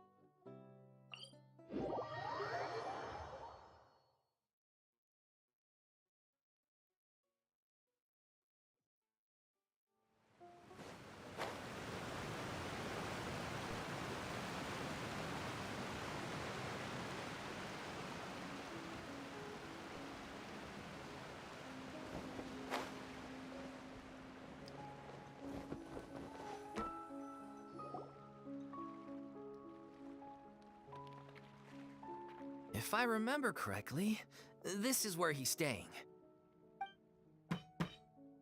Who is it? It's me. Is the script ready? You came all the way here for that? All right. Forget that for now. Just come on out. We've got some great news. Nice try. Look, just give me some time, okay? I'm just wrapping up this last part of the script. I'll be out once I'm done. Okay then. Looking forward to your masterpiece. So, as expected, he's missed the deadline. The ending is one of the most important parts of the show. Even once he's done, it isn't final until we've all had the chance to read through and make sure we agree on it. Someone told me they'd just seen you in Poisson. I assumed it was a case of mistaken identity, but sure enough, here you are. And Furina, too. I was wondering if we might run into her. So, you're here for Paolo? Looks like he could be a while, so feel free to take a stroll around town in the meantime. I've made all the arrangements already. Oh, it's okay. We can just wait here. Thank you for being so considerate, Miss Navia. That sounds wonderful. We'll take that stroll. Get over here, you! How oblivious are you? How are things in Poisson now? Any better? Things are on the mend, but it's a slow process. Some people may never recover from the trauma they experienced. I'm sorry to hear that. I wish there was something I could do. Please, must our conversations take such a depressing turn every time we meet? We all have painful memories. but we don't have to let them cloud everything we do. And if you're trying to make a new start, perhaps it's best if you don't bring up the past all the time. Thank you for your words of comfort. You make a very good point. But for now, at least, I think I should stay with the way I'm feeling for a while longer. It's okay. These things take time. Moving on from a painful experience is easier said than done. Which brings me to why I'm here. I thought you should probably know that not everyone here is ready to forgive and forget after the Hydro Archon's inaction in the face of catastrophe. To avoid upsetting the peace, I told the townspeople that everyone here is a member of the theater troupe, and that you are just an actress playing the role of Furina. It's not a perfect solution, but hopefully it means you won't have to lie low while you're here. That's so thoughtful of you, Navia. Well, what do you expect? I am the courageous and considerate president of Spina di Rosula, after all, like my father before me. Anyway, that was all. Look after her now.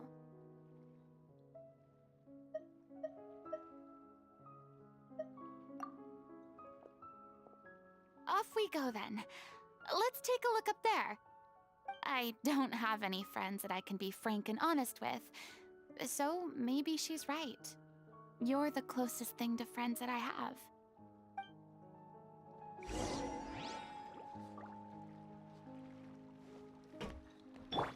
Rest and rebuild!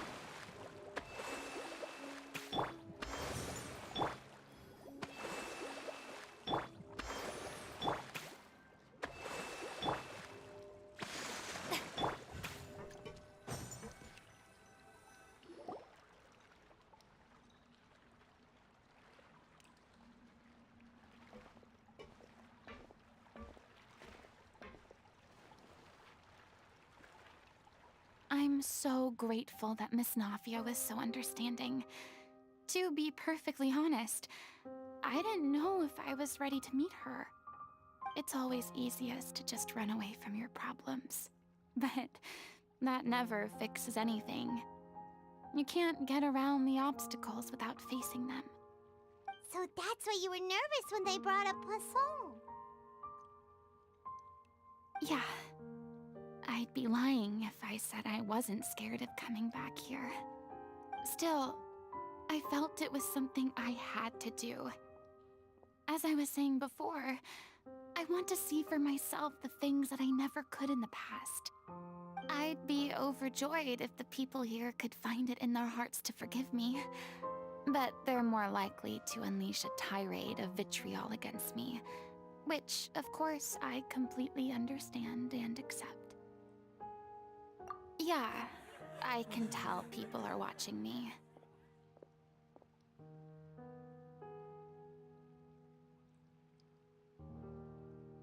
I'm sure some people here see the idea of someone coming to Poisson dressed as the Hydro Archon as extremely disrespectful. I used to be terrified of the gaze of other people, especially when they had suspicion or resentment in their eyes. I guess I wasn't quite ready for this after all. I'm not surprised you're making yourself go through all of this.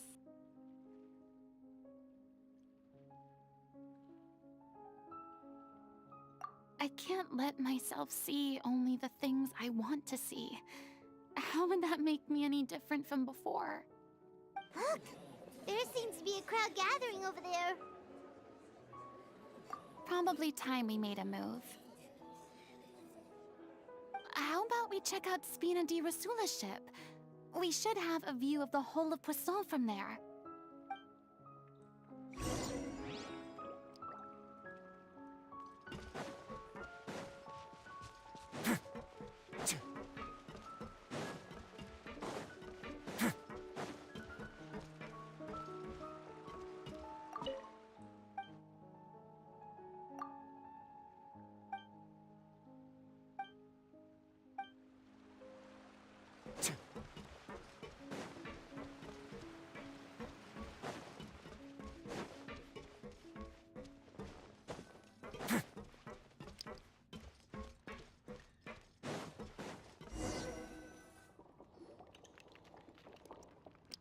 I'm sorry.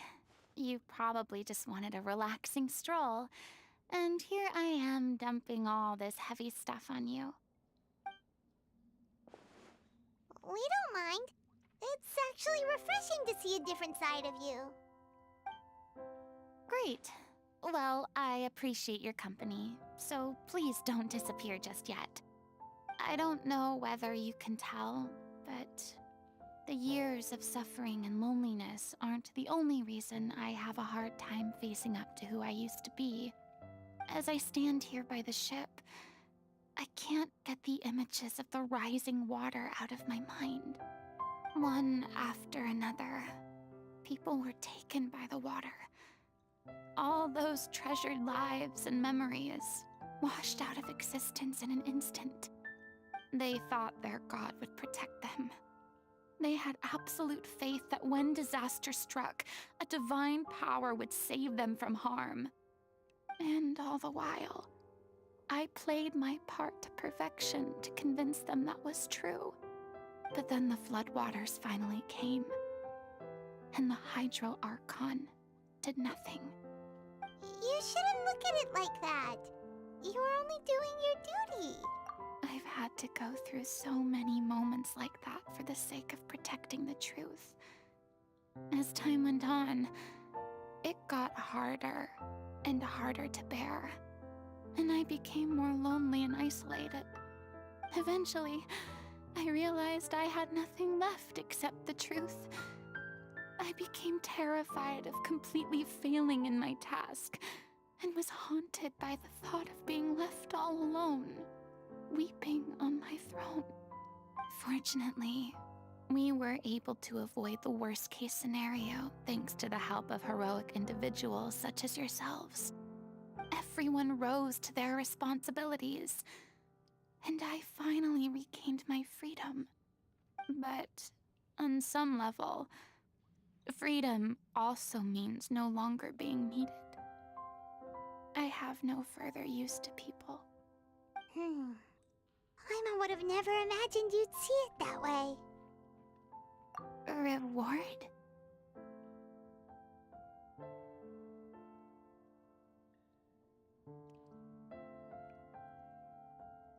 I guess so.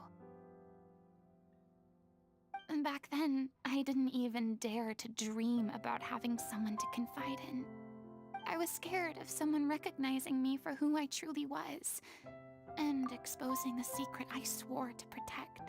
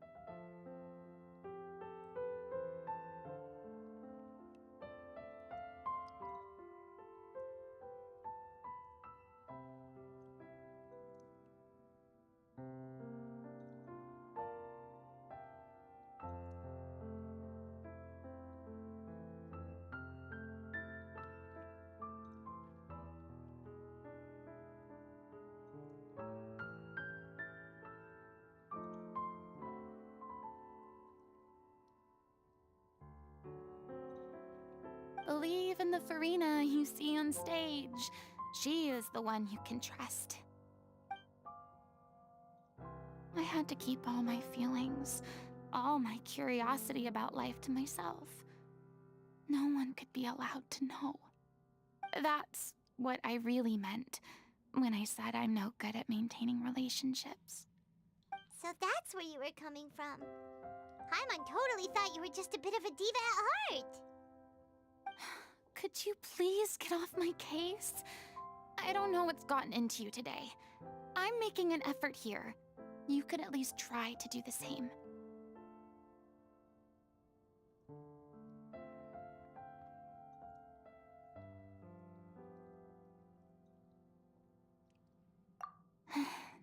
I do.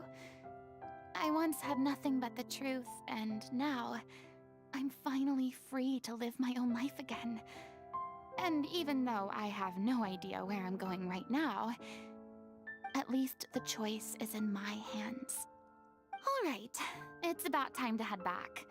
Paulo should have finished the ending by now. Sure. Okay, let's head back and check it out.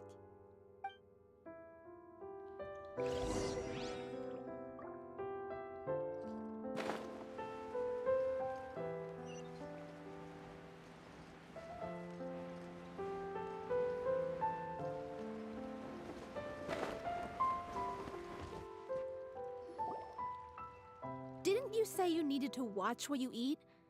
You're supposed to be cutting down on fried foods, not wolfing down copious quantities of fish and chips, you know? Come on.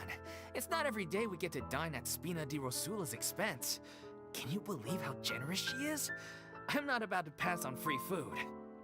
Anyway, my character doesn't need to be slim and good-looking. That's your job. Are you kidding me right now? It's not your character's health I'm worried about, it's yours. I've spent my whole life battling the effects of ill health, and it kills me to watch you willingly ruin yours by filling yourself up with junk all the time. Oh no, looks like they're arguing again. We're back! Could you maybe put your differences aside for a moment? Ah, you're back. We've been enjoying Spina di Rosula's VIP treatment in your stead. Paulo's nearly done. We shouldn't have to wait too much longer. Great! So you were discussing your characters, right? We heard she's playing the Oceanid who turns into a human girl. What about you? Me? I'm an Oceanid too. He was originally supposed to take the form of a crane, but he outgrew that role. Well, the costume at least. So now he's playing the boar instead. Sorry. The boar's not a bad character, actually. He's the one who raises the little Oceanid, yes? That's right. He has some pretty memorable lines too, like when he imparts some solemn words of wisdom to the little Oceanid. If you become human, you can reveal your secret to no one. You will face suffering and loneliness. Is this truly what you want? Wait, that sounds kind of familiar. It's the most important line in the whole script. I think it's a symbolic statement about our director's life and legacy. She kept quiet about all the trials and tribulations she faced in running our troupe, allowing us to devote ourselves fully to performing. It was only after she was gone that we realized how tough her job really was. You mentioned earlier that the troupe is like your home. Yeah. I was born with an incurable illness, and once my family found out it couldn't be treated, they decided they didn't want me anymore. I spent some years taking whatever work I could find and trying to manage my illness with various medicines. But whenever I had a bad flare-up, I'd be lying in an alleyway for days at a time. It was like that until the director found me one day. She told me I had a great voice and asked if I was interested in studying singing from her. I said yes. She took me under her wing, taught me to both sing and act, helped me find Mora for my meds, took care of me when my condition decided to flare up. I know it was all a huge burden on her. She sounds like a really incredible person. She really was. She gave everything she had to her troupe and the people in it. All of us were so proud to call her our director. I was a lost child too when she found me. As the child of a murderer, my parents weren't around when I was little, so I got sent to an orphanage. The other kids were always picking fights with me. They'd say things like, "Come on, you must be pretty tough if you're the son of a murderer." It was just to taunt me, though. I was an easy target, and they knew it. One day, I got beaten up so bad that I just couldn't take it anymore, so I ran away. I lost all faith in humanity by that point. Thought the whole world was out to get me. Let me guess. Fortunately, the next person you ran into was the director. Yeah, for the first time in my life, I was somewhere I felt safe.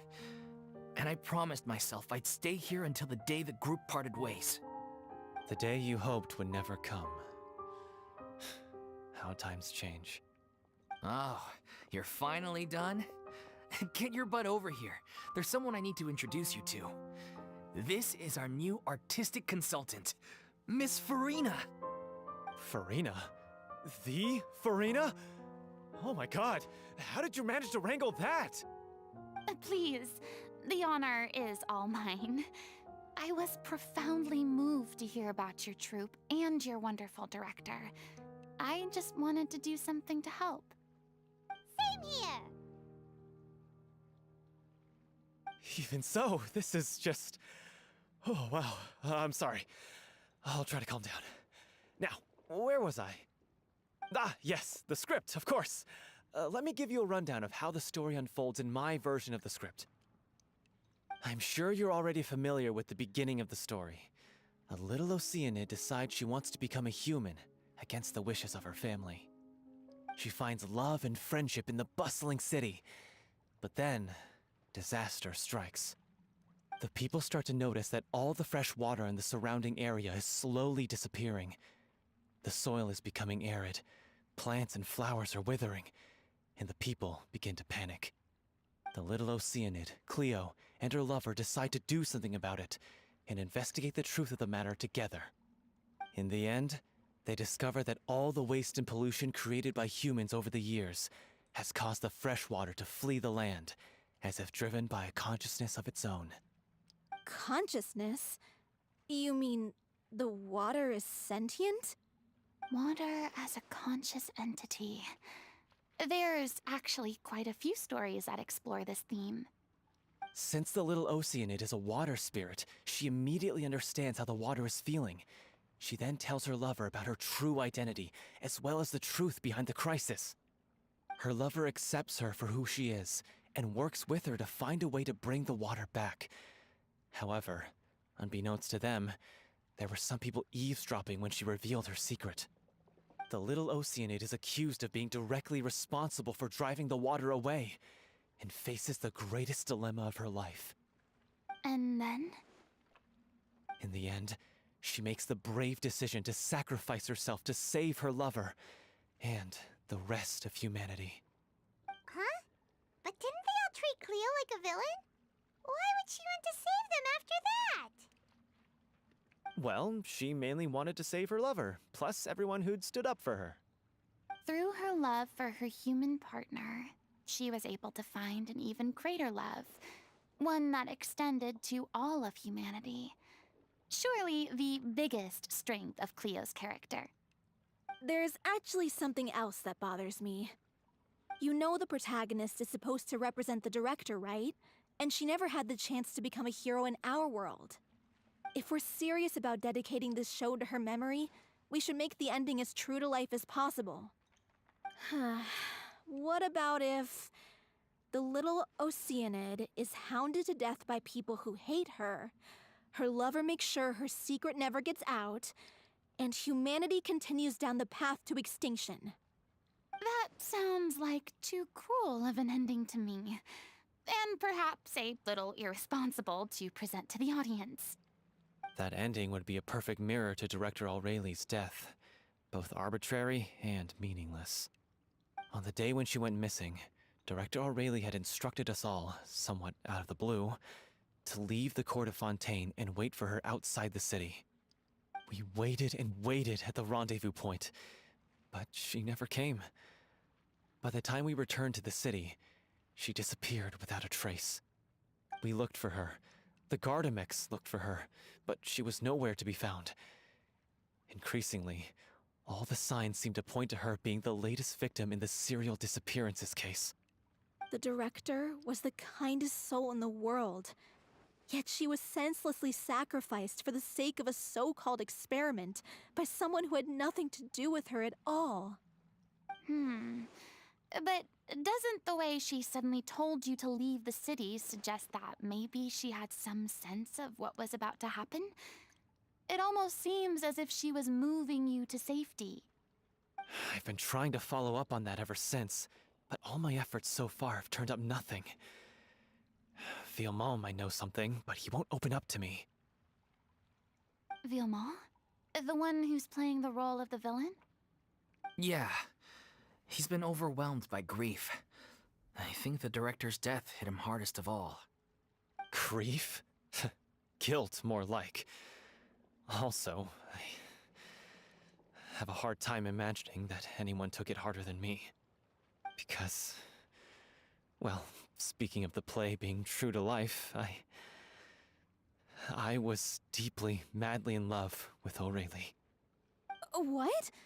You kept that one quiet. It's time to be upfront with you all. No more keeping secrets from each other. We'll never be able to agree on the ending if we can't be honest about how we feel. I did tell her how I felt once, but she turned me down pretty much straight away.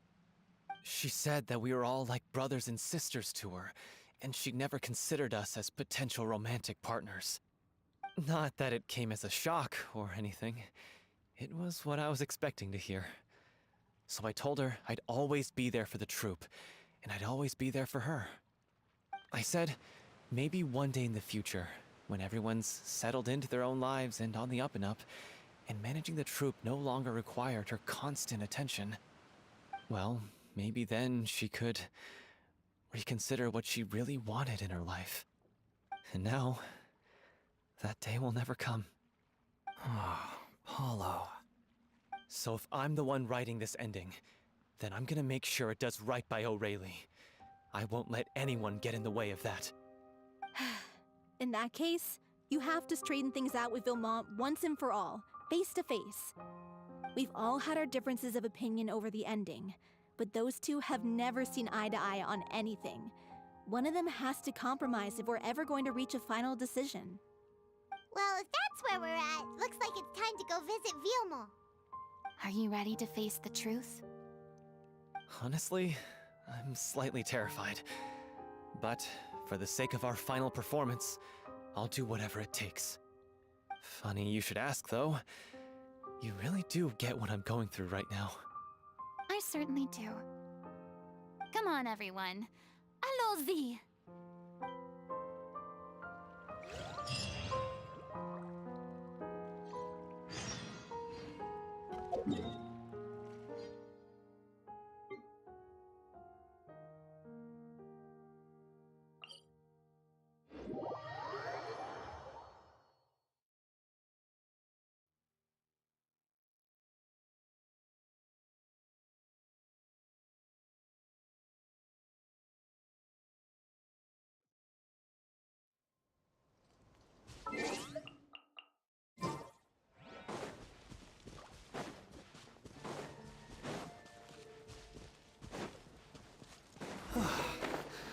This is tough going.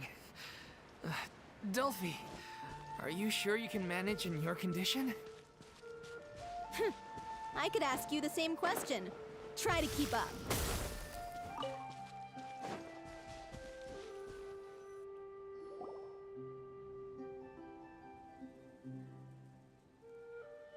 Ugh, as if this journey wasn't tough enough already without a roadblock. Don't worry. We should all be fine with the traveler here. We don't need to take a detour. Wait, why are you all looking at me? You're not seriously expecting me to fight, are you? We're just curious, that's all. I don't think anyone's ever seen Furina in a fight before. Yeah, but don't you remember why? The Hydro Archon willingly gave up all her power so it could be converted into indemnitium. Miss Furina said so herself. Precisely! And I'm not even the Hydro Archon anymore, so all my power is gone anyway. As much as it pains me, unfortunately, I should just stay put. I'm more like a damsel in distress more than anything. That sounded so smug. Ugh, secondhand embarrassment is unbearable. Hey, lay off, all right? My bluff is hanging from a thread here. I'm sorry. I got carried away. Please help us out, would you? Aw, too bad. I was so pumped to feast my eyes on fight mode Furina. Sorry to leave all the heavy lifting to you. Don't worry, piece of cake.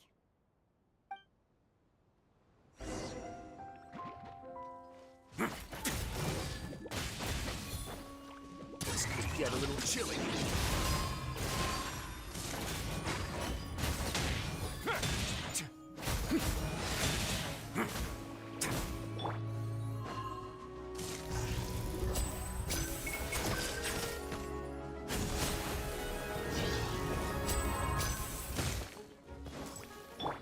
Let the world collide!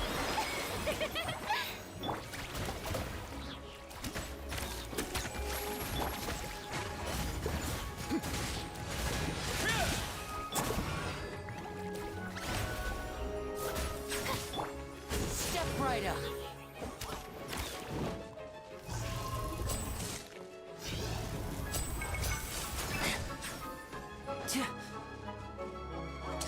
A round of applause. How brilliant!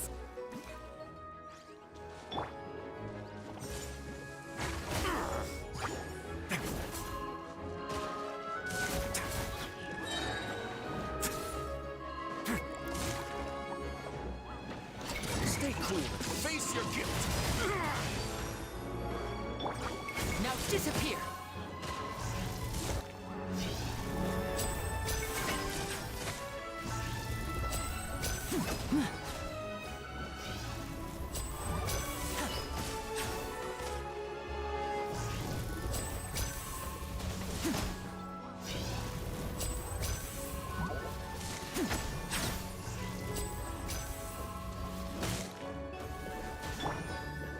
May I present?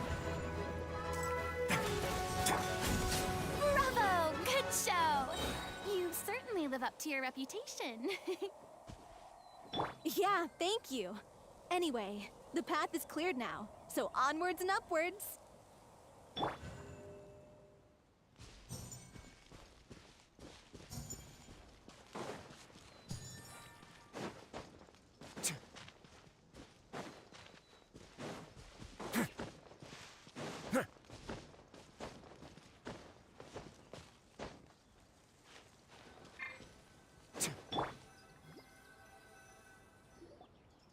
Vilma, are you there? Huh? Oh, it's you guys. Wait, what's Lady Furina doing here? I can explain. We've been rounding up the whole troop. We now have everyone except you. So, you think knowing the truth about the director's disappearance will help you write an ending to the script that pleases everyone? I care just as much as everyone else about making the Little Oceanid a success. That's why I wanted to wait until after the show. If I open this can of worms now, I just don't want to make things difficult between us. We're supposed to be a unit when we're on stage. Vilma, avoiding the truth will not help anyone. Unless you mean to suggest that Aurelie's death had something to do with you. I don't want to talk about it. Listen, Vilma. I used to think that my love for Aurelie was a point of shame. I never brought it up to anyone. But now, I've made up my mind to put it all on the table. I'm prepared to face everything, to sacrifice everything for the sake of the show. The Little Oceanid cannot be complete unless we do justice to Aurelie on an emotional level. This is why people think of you as not being the smart one. As you all know already, the troupe was kept afloat not from ticket sales, but donations from the audience. Of course, that was nowhere near enough. We took on side jobs when we weren't performing, but even then, the troupe's financial situation was pretty dire. So, anyway, one day after a show, a merchant came to me and offered us a huge sponsorship. In return, we just had to provide the audience with their drinks during performances. It seemed like a win-win, so I said yes to it on the spot without consulting the director. It was only when the merchant came to deliver the goods that I realized the drink in question was synth. Isn't that the drink peddled by the culprit behind the serial disappearances case?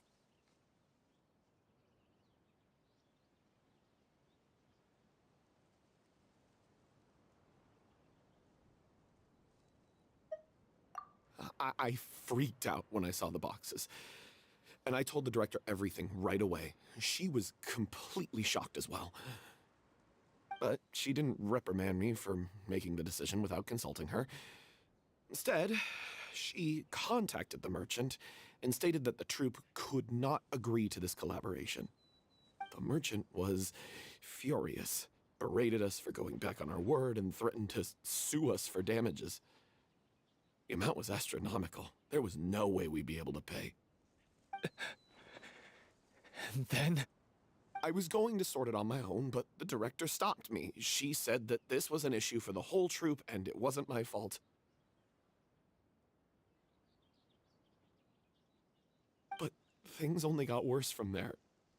The synth merchant just wouldn't let up, and then suddenly the director told us all to leave the city one day. I knew then that things must have reached a boiling point. I admit this whole thing was my mistake. I didn't dare to tell any of you the truth back then, and after the director disappeared, I was even more afraid to say anything. Yeah, I got Aurelie killed. There, I said it. Happy now? Hey, don't say that. You traitor! You knew Aurelie was in danger. Why in God's name didn't you tell us? What do you mean, you were afraid? This was a life-and-death situation. We could have saved her! How could you be so stupid?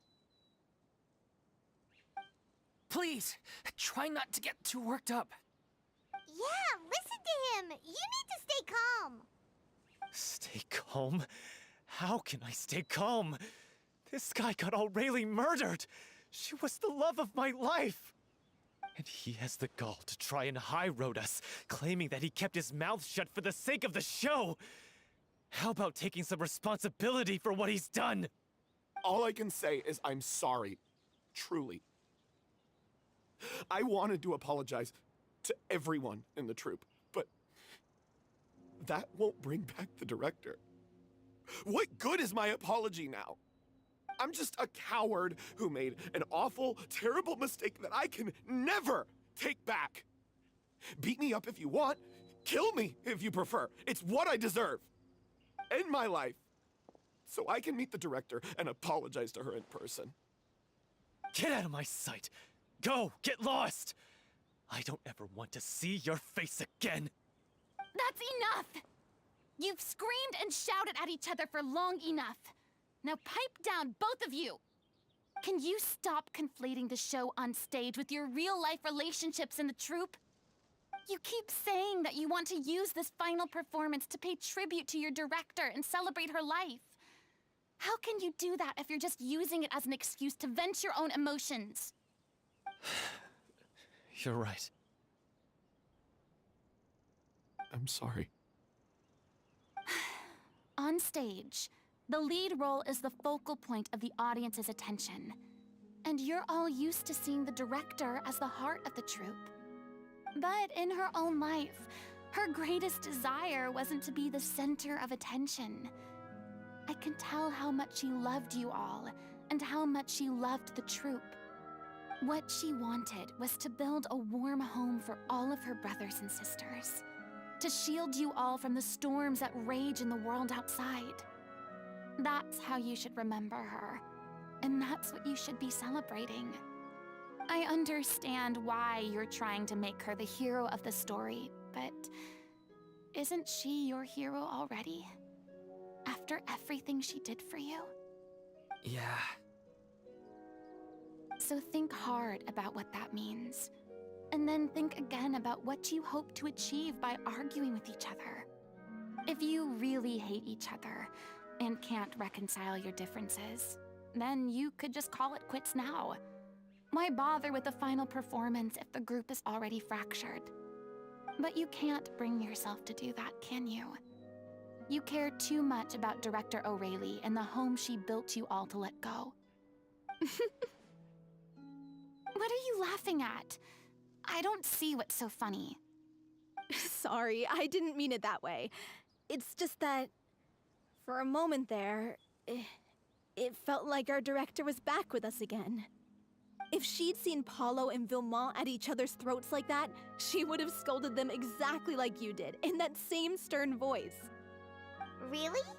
But she sounded like such a gentle person. Of course she was.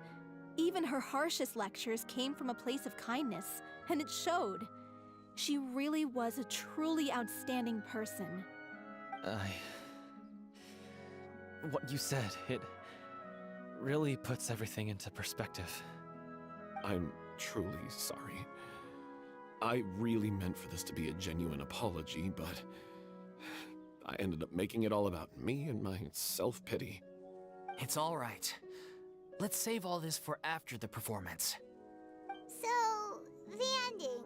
What are we gonna do about it? Clearly, everyone needs to take a step back for now and reflect on what really matters. When emotions are running high, things get lost in the fray. The end of the story needs to focus back on O'Reilly herself. She's the true star of the show. What do you mean? The Traveler is right. You once investigated that underwater synth base and recovered items belonging to the victims. If you could find anything that O'Reilly left behind, perhaps we can get a better sense of what she went through in her final days. You really think that's possible? I trust that nobody would object to the ending of the story being based on O'Reilly's true feelings. No. Well, we'll leave this in your capable hands. Come, let's pay a visit to the Palais Mermonia. The rest of you, head back to the rehearsal location for now, and wait for our good news.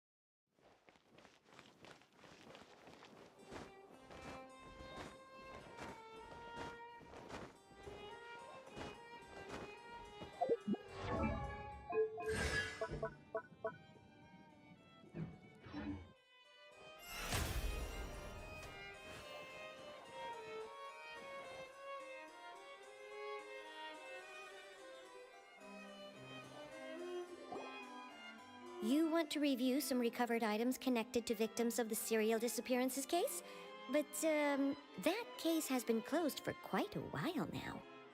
Still, since you were the ones who discovered and submitted the evidence in the first place, you don't actually have to submit an application. Okay, please hold on. I'll have someone dig them out.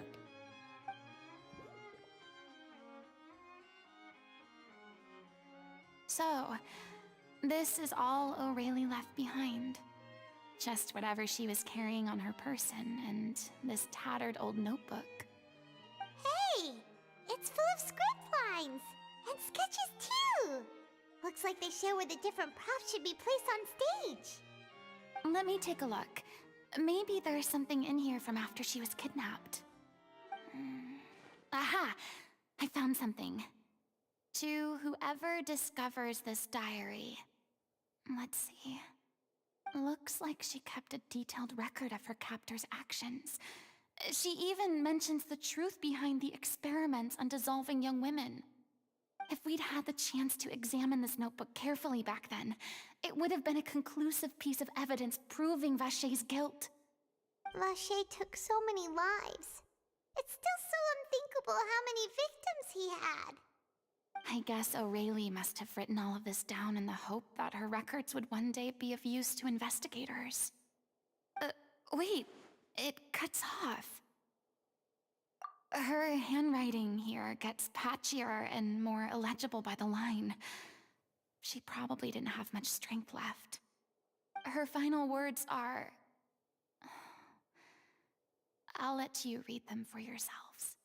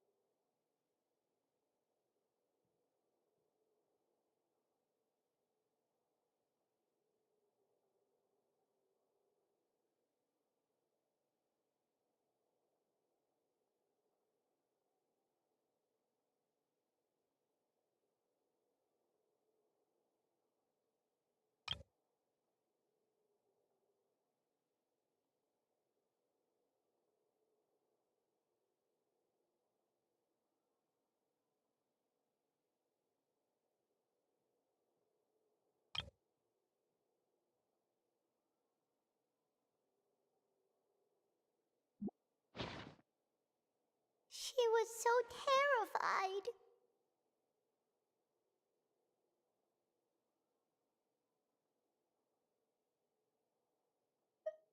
She may have been a mighty hero in the eyes of her troop, but at the end of the day, she was only human. I can't bear to think how painful and lonely her final days must have been. Wait. This part on the last page sounds strangely familiar.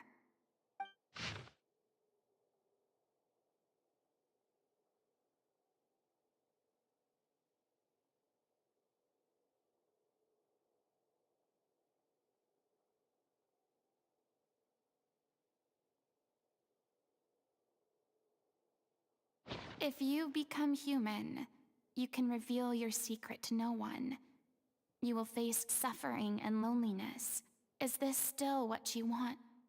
Isn't that the most important line in the Little Oceanid? Because I am an older sister to them. Oh. So she didn't regret her decision. Even as she sat in silence, waiting for death to come. I'm sure this is what the troupe would have hoped to hear as well. She had their utmost trust, admiration, and love, and she truly deserved it. Let's go. It's time for them to learn Director Aurelie's final thoughts.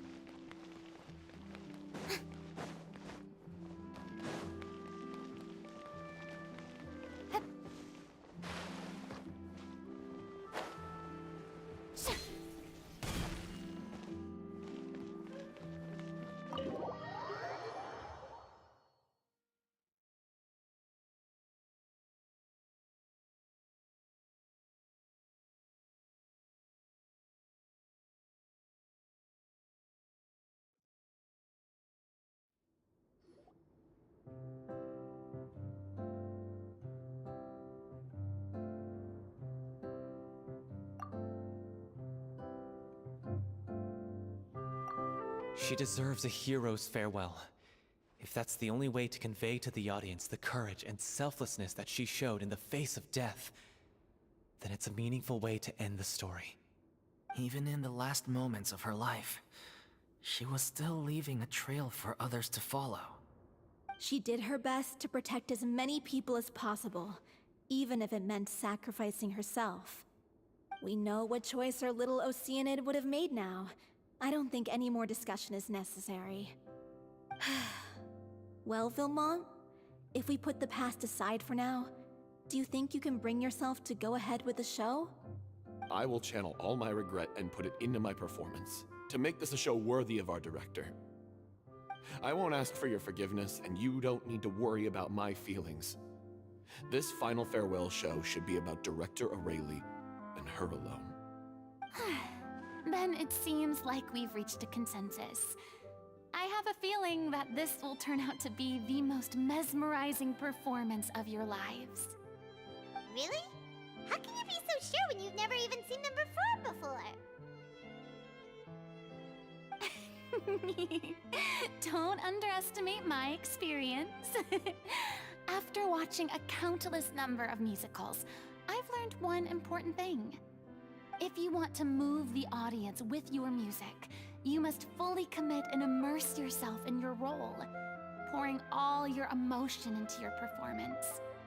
And aren't human emotions, love, hate, regret, and hope, just the most mesmerizing things in this world? I don't believe anybody could be more committed to bringing this story to life on the stage than they are now. Thank you for the vote of confidence, Miss Furina. And thank you for supporting us through all this. Then, let's not delay things any longer. We need to discuss the details of the ending and get it nailed down once and for all. Actually, before that, I'd like to make a proposal. During the curtain call, please allow me to use the director's name instead of my own. Huh? But then... After all, this role was originally meant to be played by the director. I'm just filling in for her. Besides, a role commemorating her life should be associated with her name. Well, if you're sure you're okay with that, I have no objection to it.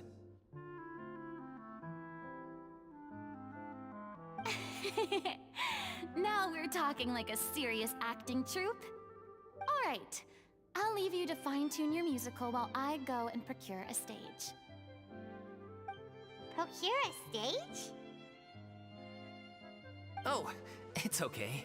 Our usual place doesn't need a reservation. That place? Oh, don't be silly. For an extraordinary show, we need an extraordinary stage. By which I, of course, mean the Opera Epiclese. Whoa, wait, what? No. That's never going to work. It's far too fancy for the likes of us. What are you afraid of? Surely you don't think that Aurelie's story is unworthy of the grandest stage in Fontaine? No, that's not what I meant. It is supposed to be your grand finale, right?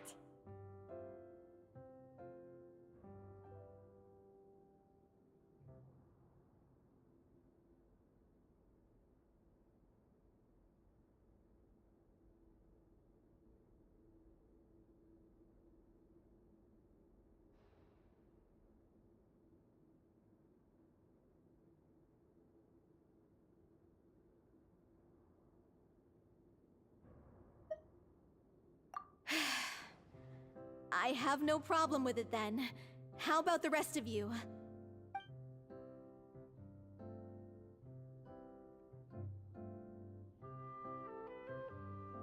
I'll take your silence as a yes. Thank you for giving us this opportunity. It really is a dream come true. Well, then don't disappoint me. If you mess this up, it'll reflect poorly on me too. Come on, we'll need to get the go-ahead from Nerilette. I know just where to find him.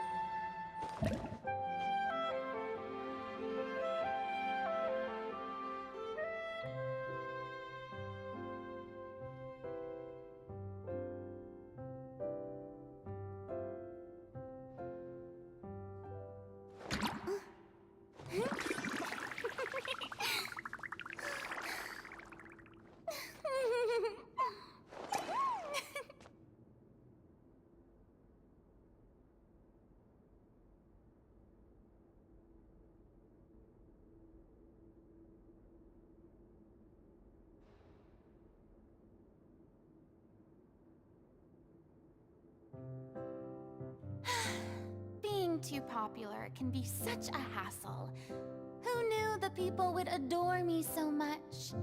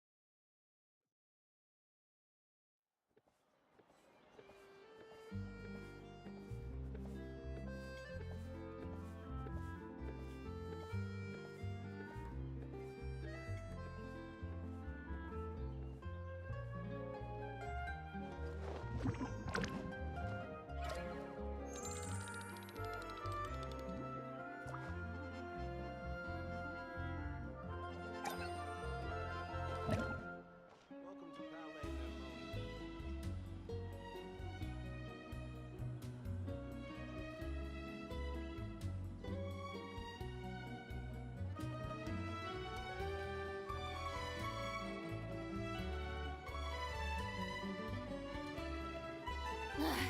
Boring! Isn't there anything else more interesting to do? Nice like this tomorrow as well. Welcome to Palais Mermoni.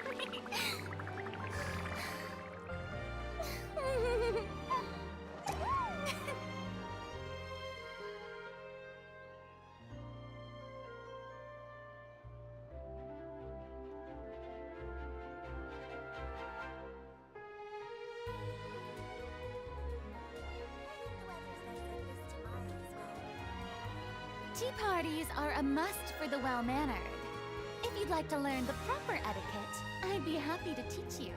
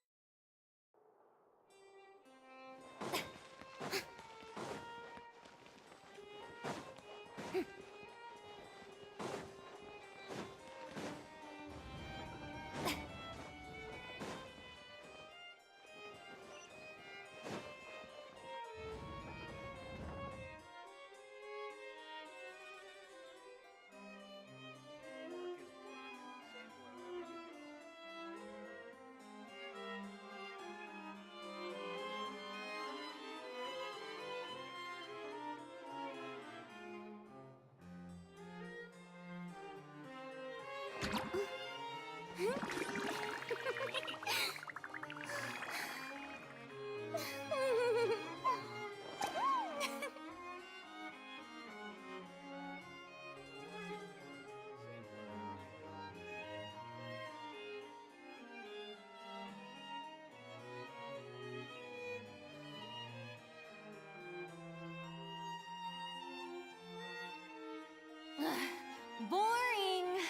Isn't there anything else more interesting to do?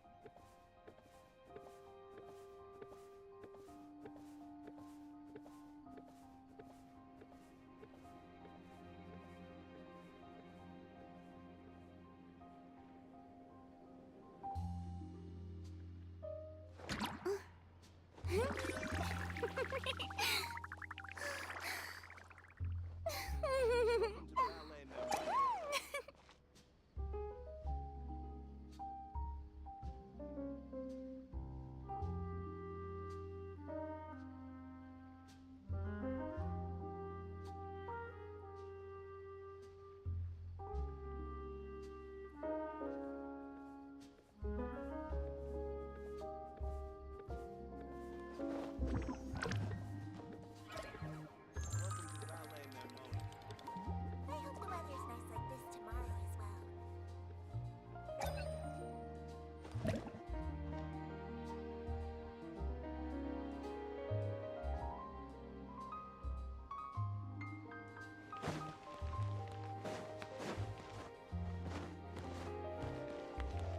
Hey, look at that! Looks like I guessed right. You were just guessing?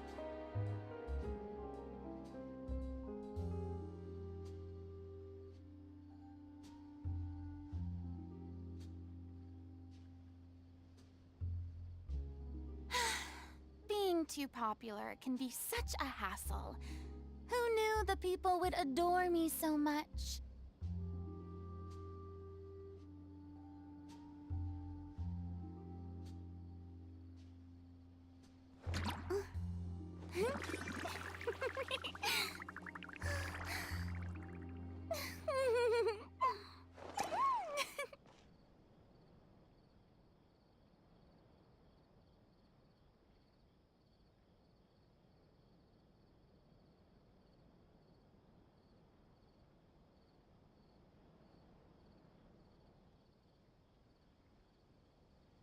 Tea parties are a must for the well-mannered. If you'd like to learn the proper etiquette, I'd be happy to teach you.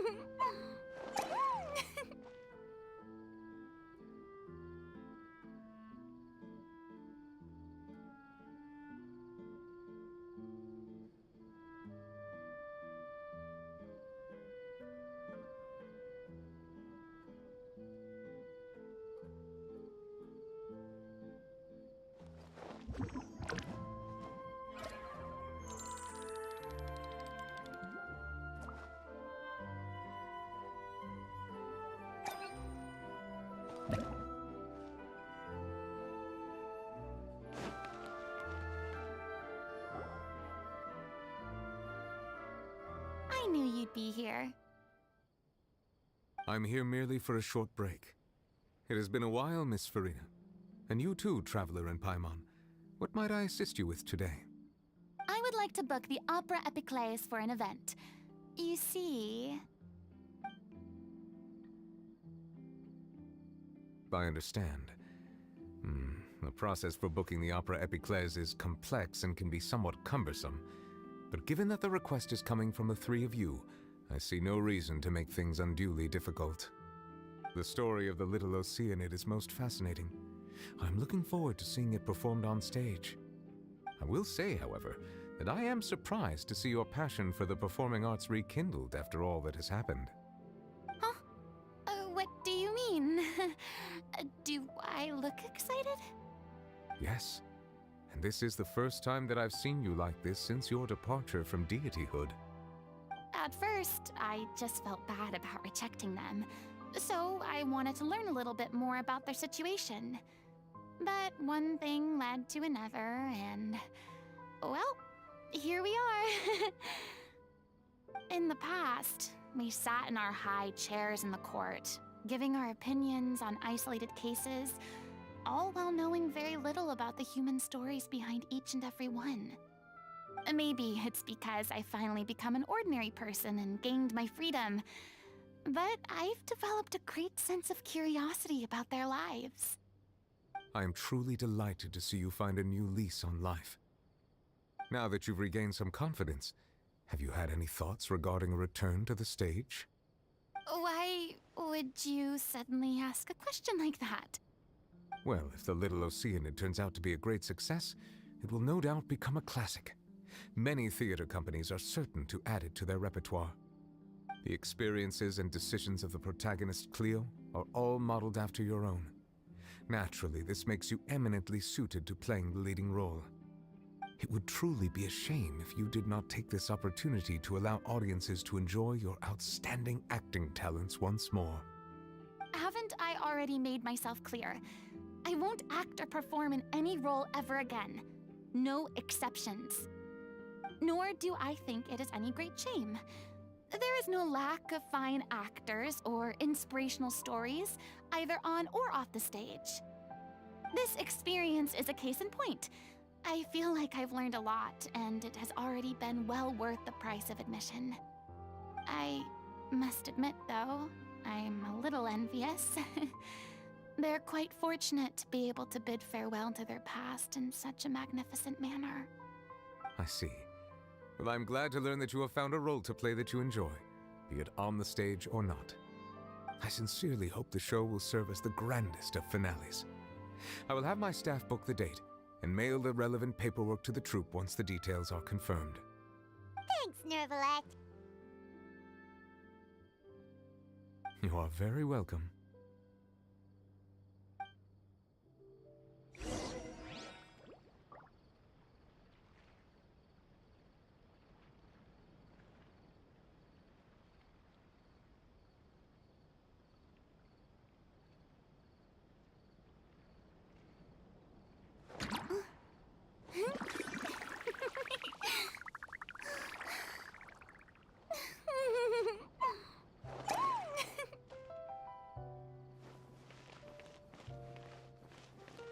Many people were once enthralled by Lady Furina's performances, myself included.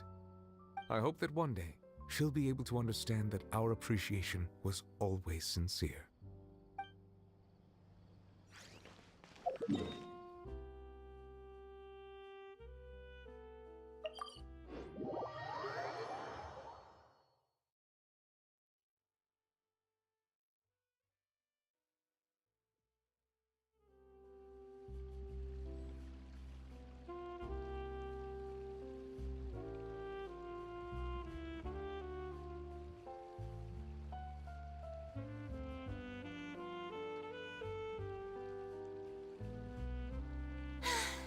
Being too popular can be such a hassle.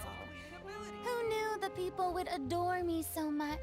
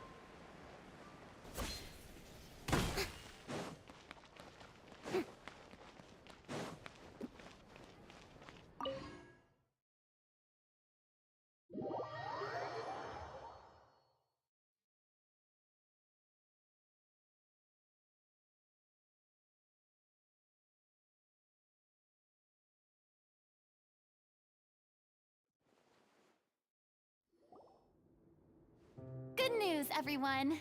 It's done. The Opera Epiclese is booked. Thanks to my eloquent and impassioned speech, Monsieur Neuvillette was moved to provide us with a fitting stage for this special performance. We've had to fight every step of the way for this opportunity, but we now have all of the ingredients necessary to stage a truly spectacular performance. A touching story, a magnificent venue, and last but not least, a passionate and dedicated cast. Now, let's work together and make this show the best it can be. This is truly wonderful. The sooner we can finalize the ending, the more time we'll have to rehearse. Fiamma and I just went over some parts of the script and tweaked a few things. I think it's really going to resonate with the audience now. Wow, you two had a constructive conversation? That's great! Oh, communication is vital to any good performance. Look at us. We've come so far. I never could have pictured this scene a few days ago. It's amazing! Even though Furina's still being a bit of a drama queen about it all, she's really fired everyone up!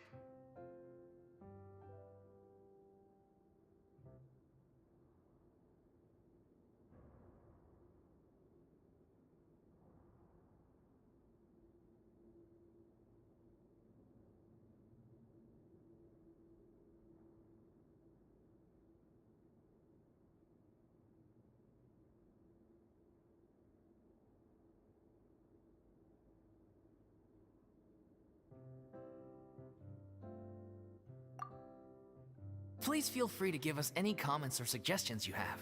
We really value your input. Hey, Loic, get over here. Time to practice the opening number.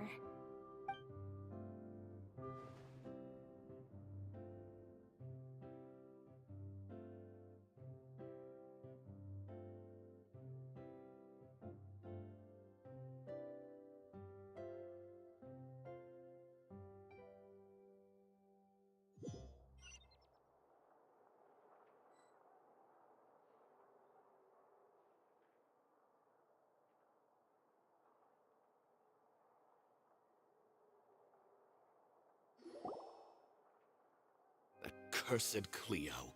She stole the waters of life from us. She's a fraud, and she must pay for her crimes. This has nothing to do with her. The ignorance and hatred of our people is to blame. How can we hope to win back the water's favor if we don't change our ways? This guy could be useful. Take him hostage. If Cleo wants him back, she'll have to show herself. Leave this place, oh little Oceanid, and never, ever look back!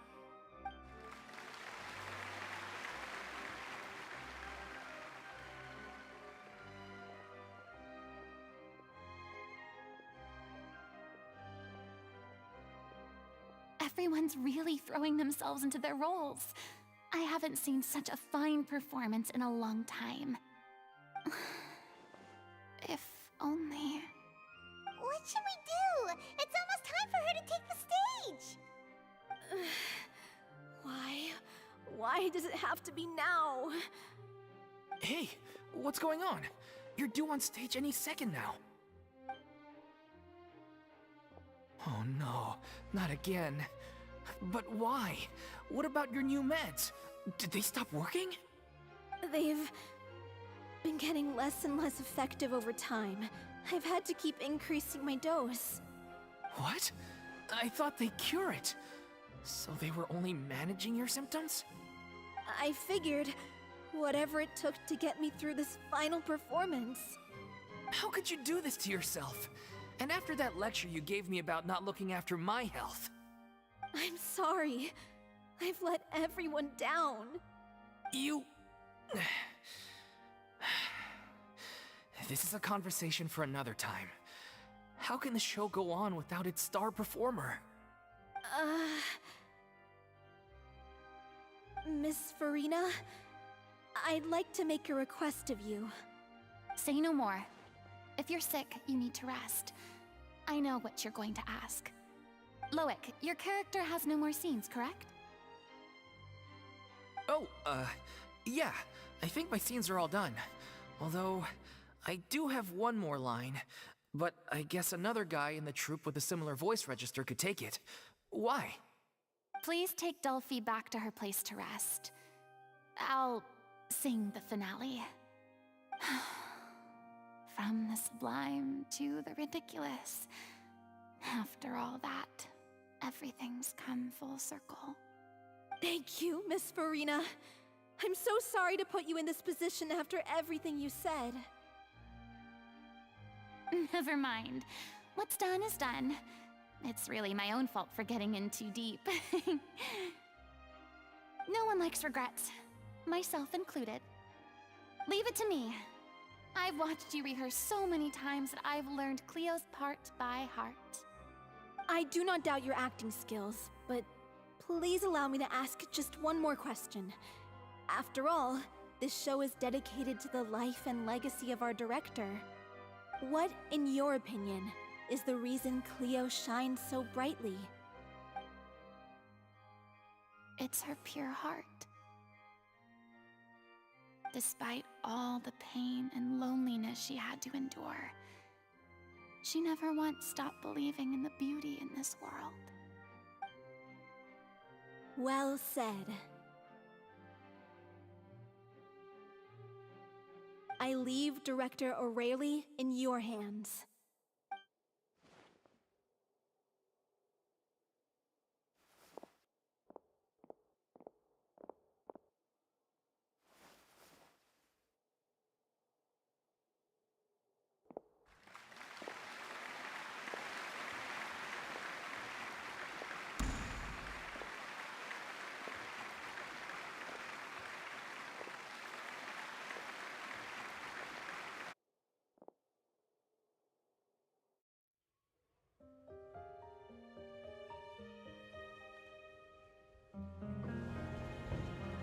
Is she here yet?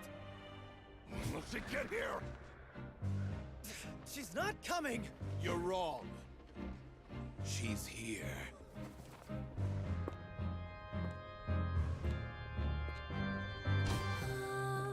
Si je pouvais vivre dans l'eau, le monde serait-il plus beau? Me pardonneras-tu, ô chère mère? L'eau dans son courant fait danser nos vies, et la cité elle est nourrie, ainsi que toi, mon doux amour. But what about your wish? My wish.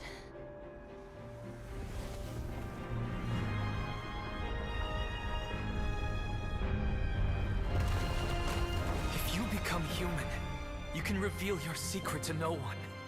You will face suffering and loneliness. Is this truly what you want?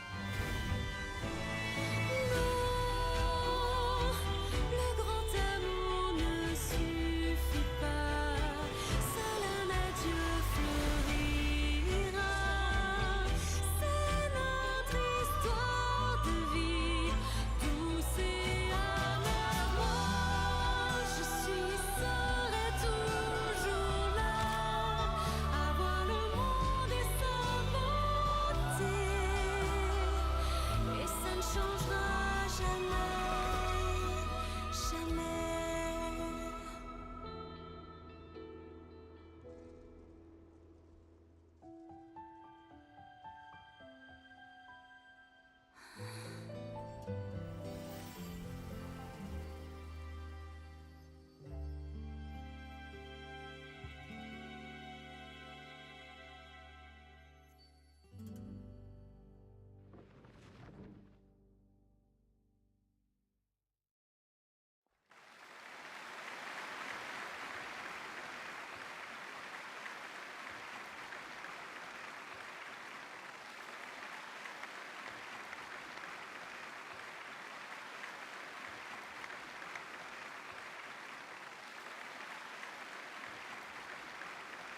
Is it just me?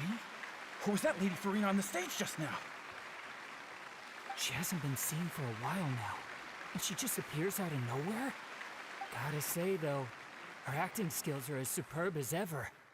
The little Oceanid, Cleo, played by Aurélie Fumont.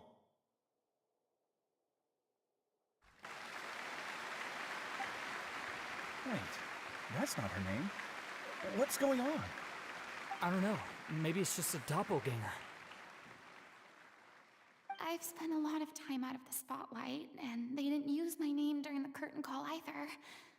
Hopefully, not too many people recognized me. It's too bad that I had to break the one clear rule I'd managed to make for myself, even if I had no choice. Still, I have to admit that, despite everything, it felt good to be back on the stage again. Finally, we would like to give a special thanks to our artistic consultant and event coordinator, Miss Furina. Hey, that's not what we agreed on! Oh, so it was Furina after all. She's back! Honestly, what is he doing? He should have run that by me first.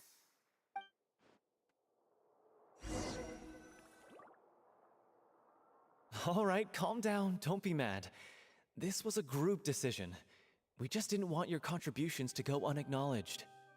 After all, it's been the rule in Fontaine since ancient times that everyone's work, visible or invisible, is equally deserving of recognition. Yes, I know the rule, but it should still be applied on a case-by-case basis. I wasn't ready for this yet. It's no big deal. What's the worst that could happen?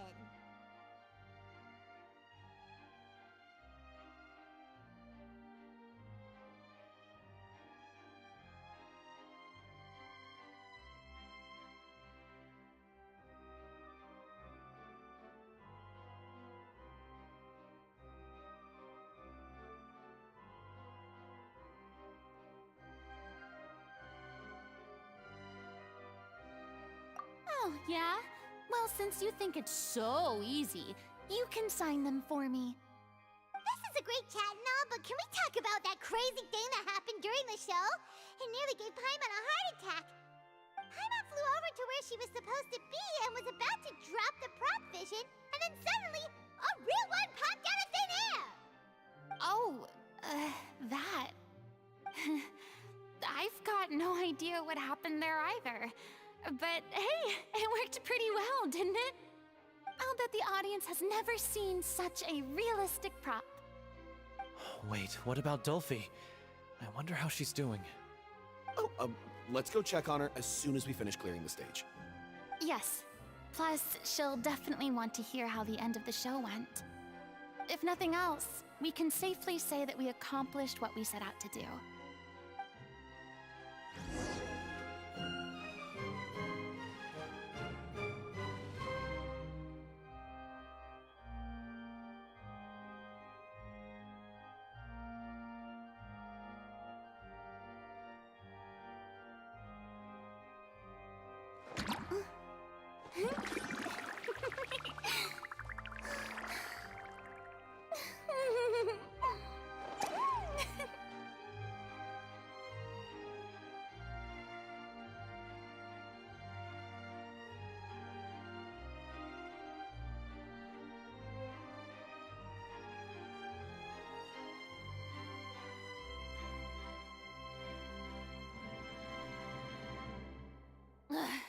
Boring!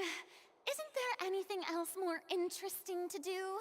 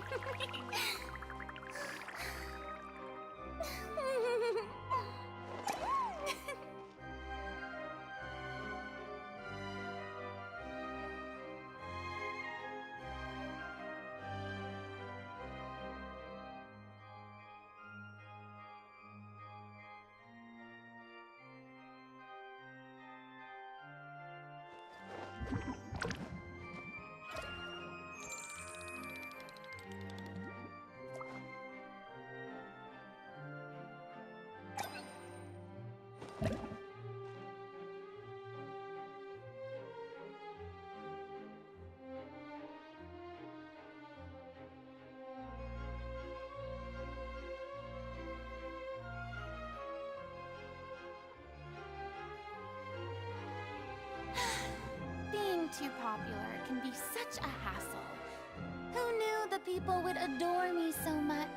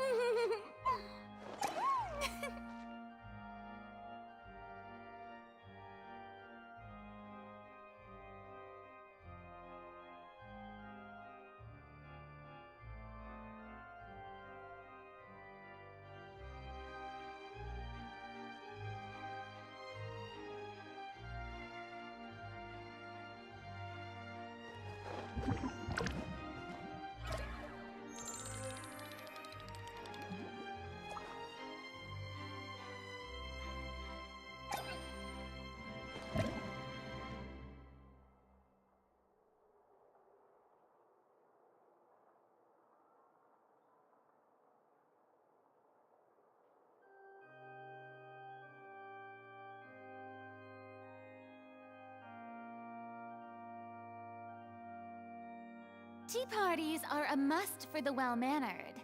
If you'd like to learn the proper etiquette, I'd be happy to teach you.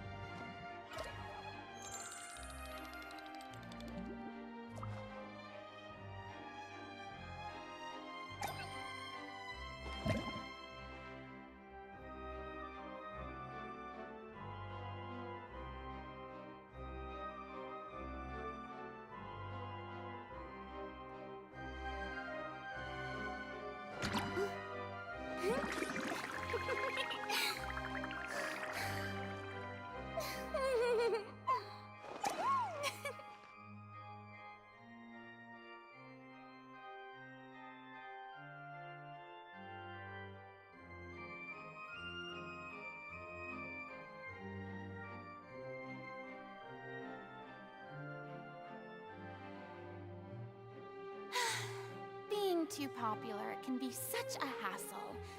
Who knew the people would adore me so much?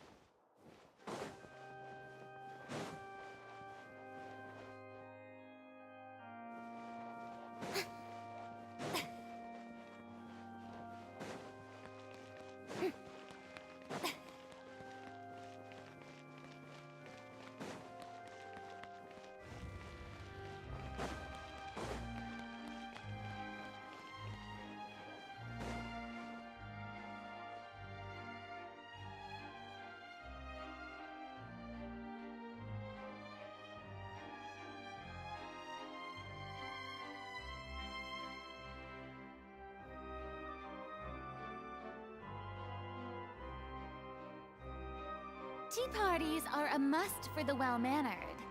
If you'd like to learn the proper etiquette, I'd be happy to teach you.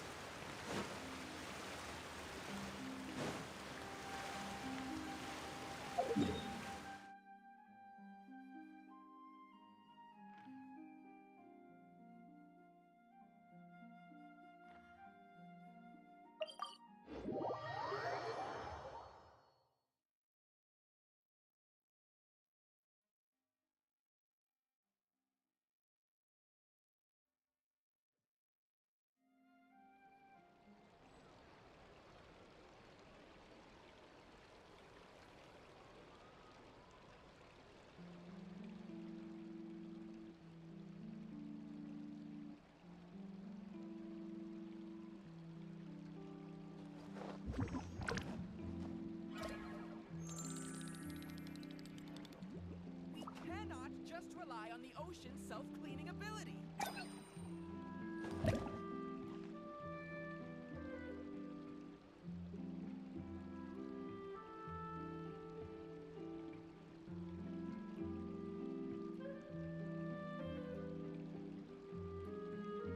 Cannot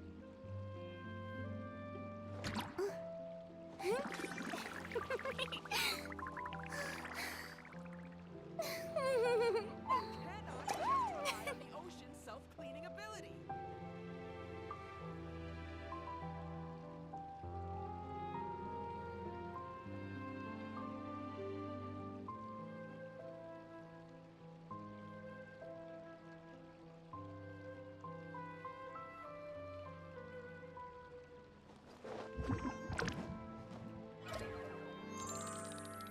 We cannot just rely on the ocean's self-cleaning ability.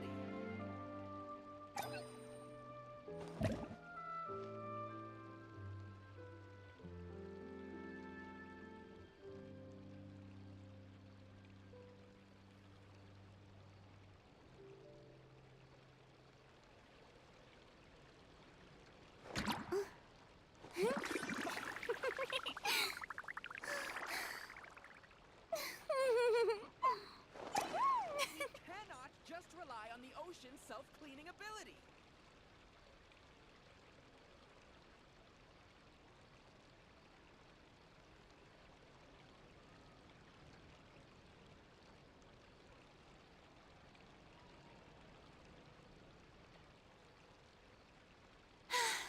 Being too popular can be such a hassle.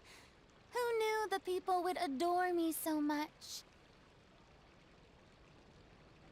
We cannot just rely on the ocean's self-cleaning ability.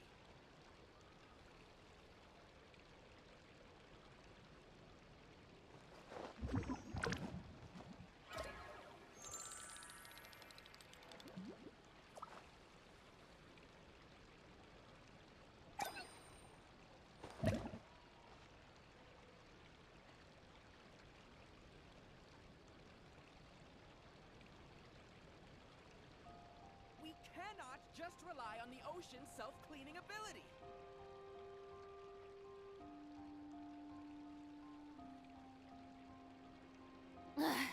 Boring. Isn't there anything else more interesting to do?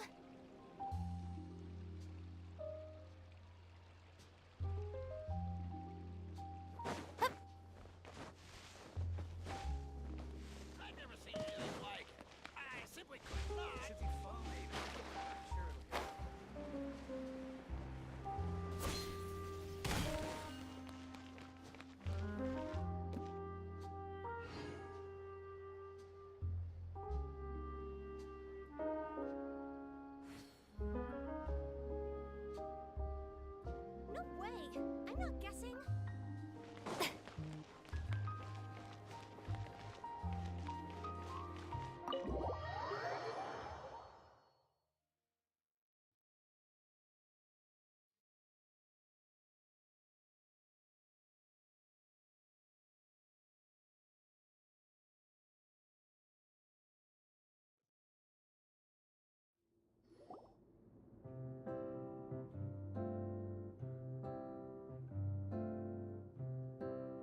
Ah, you're back. She's doing okay. Her condition stabilized after taking some of her original medication. From experience, though, I'd say she still needs a few more days of rest. How did the performance go? Was it a success? Did the audience like it? You'll be glad to know it was fantastic! Also, you're not gonna believe what happened while Furina was on the stage. You'll probably be able to read all about it in the Steambird first thing tomorrow morning. That's wonderful. I'm so sorry I failed to see it through to the end. I guess I was wrong to try and tough it out to begin with. No, don't worry about it. Like they told me after announcing my name during the curtain call, everyone's work deserves recognition. Even though you couldn't see it through to the final scene, the audience was very impressed by your performance. It's safe to say that you made your mark on this memorial show. Well, one way or another, we did it. I've had bad luck ever since I was born, so I never expect things to go smoothly in life. I'm just happy to know that we went out on a high note. That's all that matters. Blaming your bad luck again, are we? Maybe if you didn't push yourself past your limits so much, your illness wouldn't be flaring up all the time.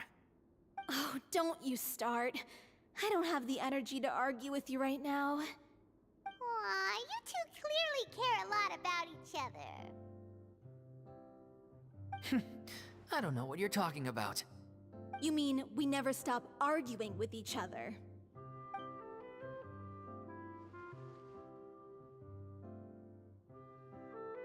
So, any plans for the next step? After the brilliant performance you put on, the reputation of your troupe is sure to spread through Fontaine like wildfire. You won't have to disband if you don't want to. You could capitalize on the rave reviews and license out the Little Oceanid to the bigger theater troupes out there. That would do wonders for your financial situation. No, we should still disband. Yeah, it's what we all agreed to. After all that's happened, I should give you guys some space. But maybe our paths will cross again one day. Hey, don't just walk off!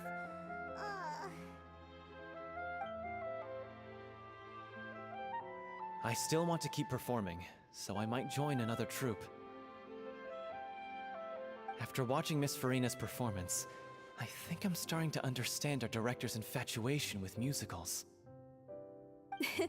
You should do it. It suits you. I'd originally hoped to keep performing too, but I don't know if my health will allow me to. Oh, so now you finally got your priorities in order. I guess I'll hold off until you've properly recovered as well. What about you, Miss Furina? Any future plans? Well, frankly, I think a return to obscurity is no longer an option for me. I'm sure a slew of consultancy requests will hound me wherever I go, until I finally acquiesce. You rather sealed my fate there with your special thanks at the end of the show. Sorry. It's quite all right. No need to apologize.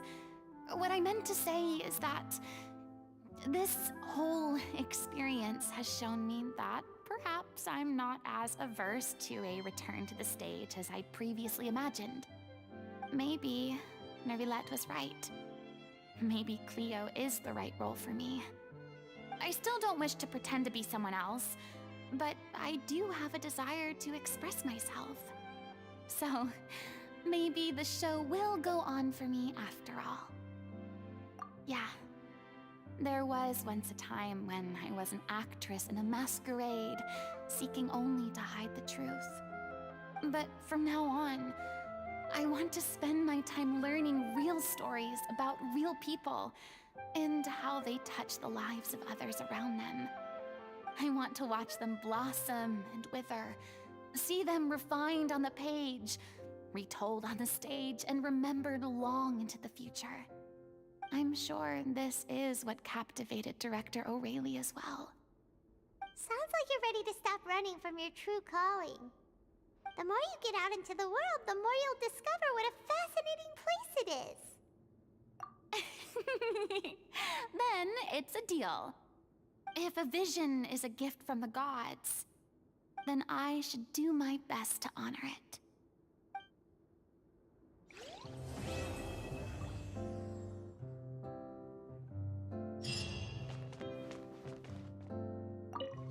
It's ironic to think that in my whole time as a god, I could only ever dream of receiving this kind of power. And now that the gods have given me their blessing, it actually feels more like I'm finally able to take my fate in my own hands. Is that how humans feel about it as well?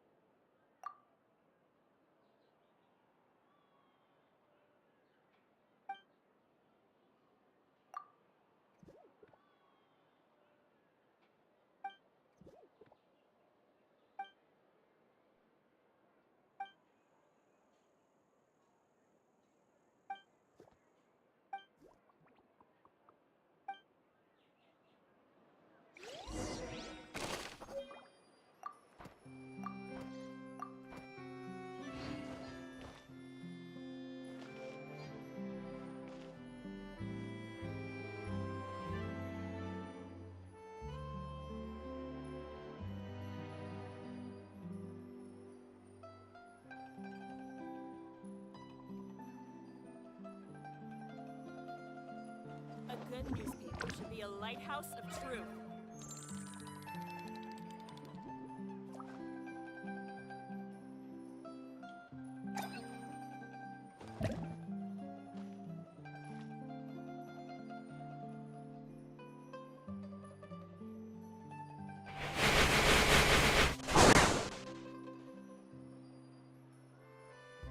A good newspaper should be a lighthouse of truth. Tea parties are a must for the well-mannered. If you'd like to learn the proper etiquette, I'd be happy to teach you.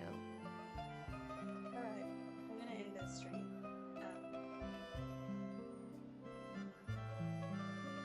Thanks for coming.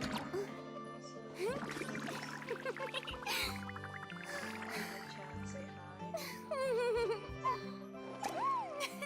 A good newspaper should be a lighthouse of truth. I'll see you in the next stream, and yeah. If you like this channel, please subscribe to YouTube and to the as well. Maybe see 2 HKs. But yeah, catch you later. A good newspaper should be a lighthouse of truth. Bye.